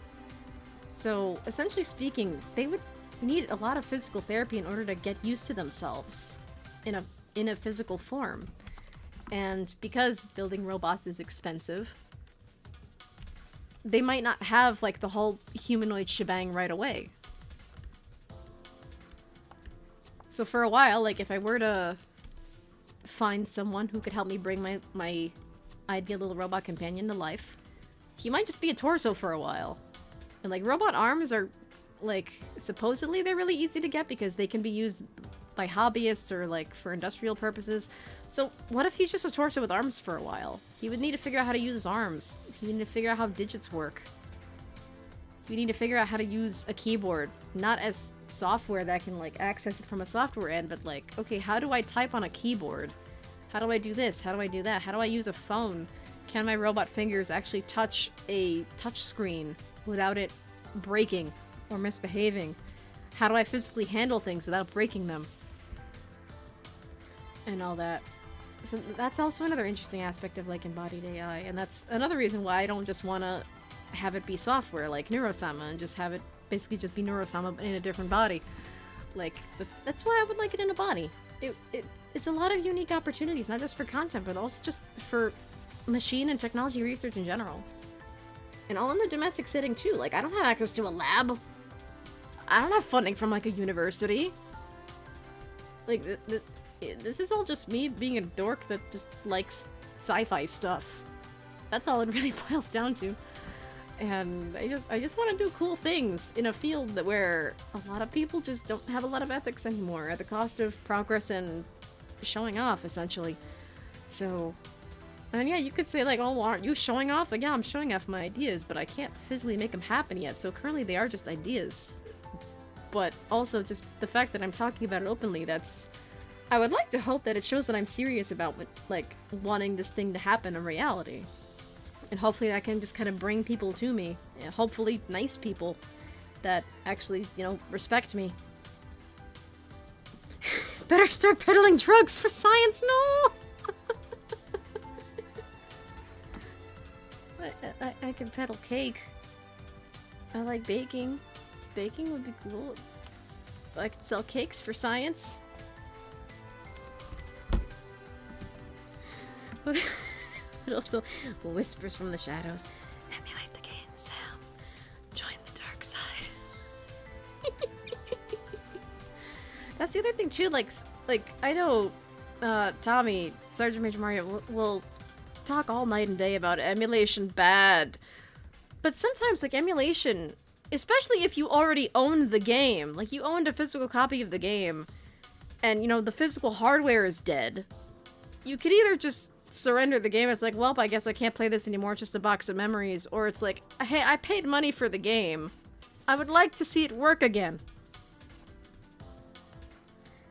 Yeah, where's the baking content? Will we ever get to see those sugar cookies? Baking content takes a lot of time to film. When I was making those original sugar cookies, I literally spent like a full 24 hours just filming on and off and taking a lot of breaks. And I think I'm gonna start over on the sugar cookies because they didn't really come out the way that I wanted them to come out, and also my lighting was terrible. Because the thing about my kitchen, it's got the most horrible lighting imaginable, and I don't really have a lot of room to just stick a bunch of lamps and, like, you know, ring lamps have kind of become a meme in the content creator space where, like, everyone seems to have a ring lamp, and ring lamps are just really basic things to find and just everywhere. Seemingly. I don't really have the space in my kitchen to put a whole bunch of ring lamps everywhere. And I was like, oh, wait, can't you attach them to the wall? The walls are bullshit in my home. So, like, I can't really hang up anything, like, with screws. Yeah, and what about adhesive hooks? I've put up adhesive hooks before. My walls don't like the adhesive hooks very much. So, yeah. I do want to do cooking content, because it's cool, and I've wanted to do cooking content for a while now. I've thought of doing that. I even got a whole bunch of, like, latex gloves just to, you know, have hand condoms. So that way, not only is it just a shortcut to keep my hands clean, but also so, like, I could just wear pretty latex gloves on stream. Or on stream. It's recorded content. I can't stream from a camera yet. On the recording, yeah. But I know hoozles. But yeah, I do want to do baking content, but I might have to do the sugar cookies again. Because it didn't really come out the way that I wanted it to the first time. And also it took so long the first time. Like, I think I filled up the SD card in the camera about halfway already, just because of all the cooking film. Like, all the freaking cooking footage that I got. So I'm gonna have to start over again on that one. And especially now with, you know, it's summer, so it's gonna get hot. So I have to be really strategic about how to use the oven. Because I could either do baking content where I use the big oven, and I just bake multiple things the same day while the big oven is still on. Or I just do small batches in the toaster oven. So yeah, in the summer I try to do the toaster oven, unless I'm making something in a pan that is too big for the toaster oven. So I gotta do the sugar cookies again. I also feel myself making another kind of cookie that I actually have to go grocery shopping for. Yeah, so maybe the other kind of cookies that I was making would be an easier one to start, because it's a 2-ingredient cookie, actually. It's really cool. The problem was that day where it was like, it just kind of happened. I just kind of stumbled into it. It was just a case of like, oh my god, these sugar cookies are taking frickin' forever. Maybe I should start with like my 2-ingredient cookies. Yeah, that'll be pretty cool. And then it ended up taking longer because I just had so many ingredients to use. So yeah, cooking content takes forever to make. But I do want to do it. It'll come out at some point. It is also just a matter of like, my kitchen is stupid. I could theoretically film cooking content in the living room, but then also cats. Because then the cats will be everywhere and possibly, like, step in the food that I'm trying to prepare, and I don't want that. It's not safe to eat. No one wants, like, cat hair cookies. It's disgusting. So, I'm gonna figure out a whole bunch of solutions for it over the summer. And yeah, especially like with baking, I need to either just take advantage of using the big oven for making multiple things at once, or it's just small batches in the toaster oven. And that was my problem with the sugar cookies too, because I was working like with small batches in the toaster oven. And the pans I was using for the other kinds of cookies that I was making, I was using pans that do not fit in the toaster oven. It was very complicated. It was a lot of filming. My feet were hurting so bad that day. It was nuts. I took a lot of frequent breaks, and thankfully I did not accidentally take a nap with the oven on. That would have been terrible. But yeah, cooking content is coming. I want to do the sugar cookies. I want to do the sugar cookies for July. And I even got myself a prop. I got myself a prop to present them in. So do you know the meme of like... Do you know the meme of like, you know, those like tins of like butter cookies? Where, you know, the question is like, cookies are a sewing kit? Because it seems like those tins have anything but cookies in them. That's gonna be a hint of something I'm gonna do for the sugar cookies. Or the butter. I keep using sugar cookies and butter cookies interchangeably. I guess technically they were butter cookies, but whatever. Yeah. So, yeah, just a hint. It's like, why would Sam need a prop in the form of like those little butter cookie tins? What's she planning? What's she doing?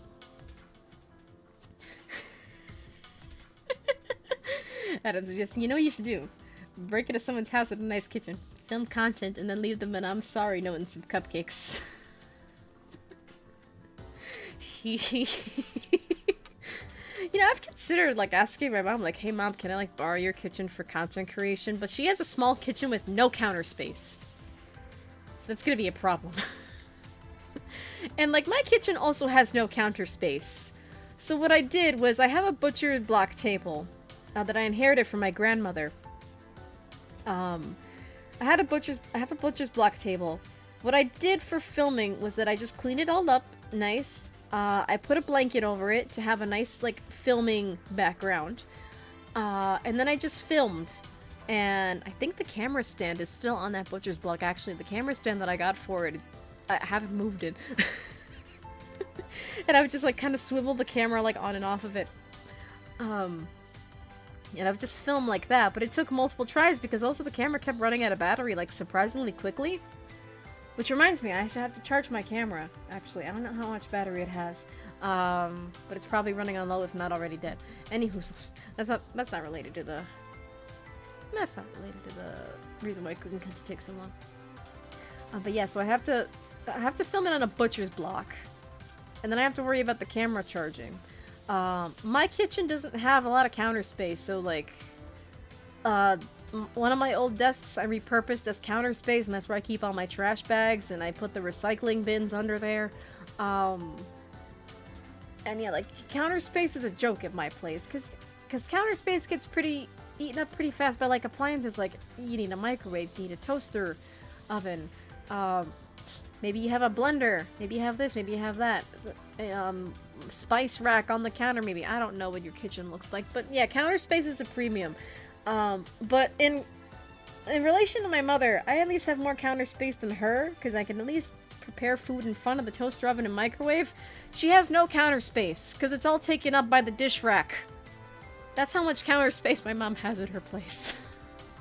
So if I were to film at my mom's place, I would need to bring like a foldable table and film on that, which at that point I can't film at my mom's place. I'd be better off just filming here. But yeah, I also don't know anyone with a nice kitchen, like, locally, that I could just, like, knock on their door and be like, hi, can I use your kitchen for content? So, yeah, that's unfortunate. I mean, theoretically, I could probably go to my uncle's place and, like, hey, can I use your kitchen for content? But I don't know if that would fly. He's kind of... I think of myself as a hermit, but he's more of a hermit than I am. So I don't really know if that would fly very well. And even if I were to clarify, I'm just filming the food, I'm not gonna film you. I don't know how I don't know how cool he'd be with that. How do you guys eat in NY? Is it all takeout all the time, or like quick 5-minute meals? I mean, everyone's different. Like today I made myself hibachi chicken and rice, which took a while, but I mean, hey, it's delicious. I mean, I have a lot of options for takeout. I'm grateful for that. Some areas are not so lucky. Some areas it's like, oh my god, everything is all pizza all the time. And in some areas you do have like varied takeout options, like, oh, I could go to the Chinese place, the pizza place, the Korean place, the hot pot place, the Uzbeki place, this place, that place, etc. And like, you're never gonna get bored with takeout options ever again. But yeah, like, I don't know, some kitchens are just designed with like no counter space whatsoever, and it pisses me off. I hate it. Man, that sucks. While I stand in my decent-sized kitchen making popcorn. Lucky guy. Lucky guy. I wish I had a kitchen with more counter space. My kitchen is a box and I hate it. And like, the kitchen I grew up in at home was like a nice open concept kitchen. And granted, it also didn't really have that much counter space when you consider all the appliances, but at least it had a consistent counter space by the stove that you could do all your food prep in. That was cool. But I don't have that option in my place because my kitchen is stupid. Well, yeah, I was like, oh, like I hate my kitchen so much. Like that, I would love to just like, if I had like Sims powers and I could just go full build mode on my place and just make myself a new kitchen, I would. Like, I hate my kitchen. I don't like it. It's a nightmare, and that's also another reason why filming was so hard, because it's like, the butcher's block was like right across from the oven, so I felt the heat of the oven, like the big oven, so that's gonna be another hazard to worry about in summer, making cooking content in summer. And that's another thing too, like, I wonder, like, we've talked about, like, okay, well, how would a AI, like, theoretically treat games? If it's not playing games as software like Neurosama, like, how would it handle, like, a keyboard and a computer all on its own? That'd be very interesting in and of itself, but, like, because a machine has no taste buds by default, because that would probably be a very hard thing to create in a machine, especially because taste is so subjective. Like, how would they cook? What would they cook? Like, obviously they would probably have to learn how to cook from their human that they're with. So, like, hypothetically speaking, if I had my little buddy in a body... Oh, why didn't I draw my head so big? Because it's full of ideas. So, like, they would have to learn how to cook based on, like, your ability to cook as a human. Oh, that's the most squished a whole game I've ever drawn for myself. So, like, if they see me, like making cakes and, like, other cookies and things like that, they'd probably learn how to make cakes and stuff. But even then, with, like, a physical body, they'd have to learn how to move around first, so they won't be able to do that stuff all on their own. And then, without some kind of sensor or, like, indicator of, like, I'm burning my hand on the stove, I should probably not do that, like, they could end up being a hazard to themselves, and that'd be very sad. So that's a lot to consider when it comes to, like, the feeling of touch in a robot. That's very interesting, actually. And in my case, it would be nice to, like have a robot roommate that it's like, oh, the human hasn't eaten in a very long time. I should cook for them so that way the human doesn't suffer or forget to eat again. That'd be very convenient for me in particular. But yeah. But yeah, so I should probably shut stream down because I do have to sleep, and before sleep I should eat again because I'm a little bit hungry. And I also have to wake up early, which is unfortunate because my body likes to sleep in. But I also have stuff to do. Oh, and hey, look, the music is ending. That was very cleverly timed. That happened twice now, actually, where it's like, huh, the music loop stopped at, like, the perfect time. But yeah, so I have to sleep somewhat early today, which is unfortunate because again, my body does like to sleep in, and my sleep got kind of horrible again. And I've been a little bit sick, but I've been trying to get better. Some things I can't control, but the things that are within my control, I've been trying to curb and try to get a handle on. But yeah, so tomorrow's my actual birthday. I don't think the stream's gonna last long enough to go into midnight where it's actually like 6:15, my actual factual birthday. But yeah, birthday weekend still counts as a birthday. Still fun, still worth celebrating. And yeah, so yeah, I've got a lot to do this weekend. So I have plans for the morning, and then and then I'm gonna go see my mother in the evening, um, and all that. And yeah, it's gonna be fun. I'm looking forward to it.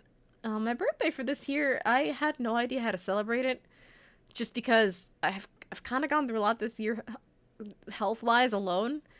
So this year I was like, huh, I actually have no idea what I want to do. So, yeah, I don't know. My birthday's kind of improv this year. I know I wanted to stream. So, hey, if I can't stream tomorrow, my actual factual birthday, at least I got to stream today and yap about robots.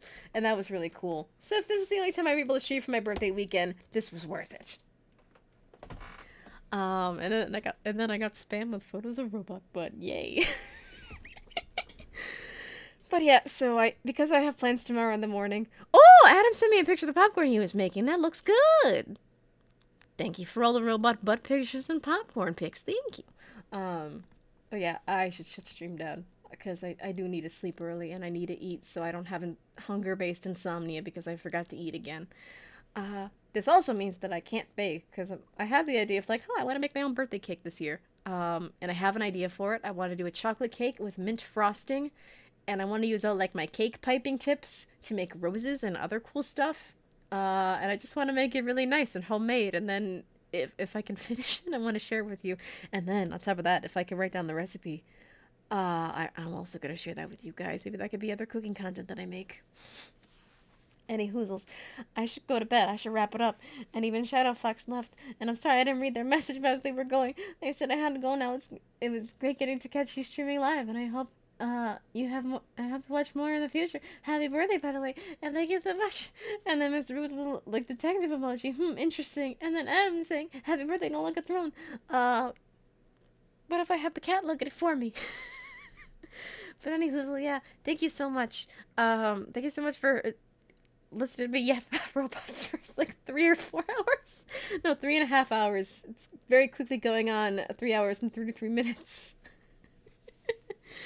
But yeah, thank you so much. If you like what you see, and you'd like to financially support the stream, I have a throne, as Adam has mentioned. I really need to get used to copy and pasting the link, but frankly, I don't like doing it in the first place, and also I just keep forgetting. But it's also in the description, and if you click on my channel page, the link is also there. It's the first link. But any hoozles, you know, it's just a very nice thought and helps keeps me going. And helps me take care of the cats as well. And it's just cool stuff all around. It helps me make stuff. Maybe one day there'll be robot parts on there. I don't know. I need to meet someone who could help me build a robot first. And then if you like what you see, also like button. So TJ, no monitor, no. Oh yeah, like button, subscribe button, other YouTube talk. Cat, stop touching the monitor, please. Ah, don't bite me. That was so mean! Oh, even my own cat thinks I'm cringe.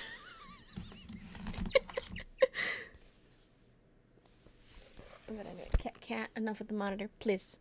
Please. Please. Thank you. But yeah, so, I hope y'all have a good night. I hope I get to share more of my birthday stuff with you. If I get to stream tomorrow, I don't know what I'm gonna stream yet. I kind of want to say fuck it and do Danganronpa, even though I don't have sprites in my normal art style yet, because my normal art style was very much influenced by Danganronpa when I got into it as a youth. I'll figure it out. I'll figure out what I want to do. And then if I'm too tired, well, at least I have two different activities in the physical touch grass world to keep me occupied on my actual factual birthday. And I'll just see what else happens. But yeah, thanks for coming by. It was so nice seeing you all. And I hope Don't go trekking in my state again. We're still recovering from the last go round. I didn't cause any collateral damage. I flipped over a lot though. I did do a lot of flipping. I'll figure out I'll figure out what to do tomorrow. Cause uh Thomas Blue over here and I discussed the possibility of streaming together again. Because the first time he was a guest on my stream, that went very well. And I was like, I would like for you to be a guest again. How do I get you to be a guest again? So we've discussed the idea of like, okay, maybe he can guest again tomorrow. Maybe. Depends on if we're both free at the time and have energy and also what I'm actually streaming. Um, well, I'm just gonna play by ear and figure something out. I don't know. I'll figure it out at some point. But anyway, yeah, thank you for coming. I'm yapping a lot. I'm also hungry. I feel my stomach is telling me to eat, so I should also go eat. But yeah, I hope you'll have a lovely night. I hope you'll have lovely dreams. Flaggle claggle, and thank you so much for coming. And yeah, I'll see you guys next time. Bye.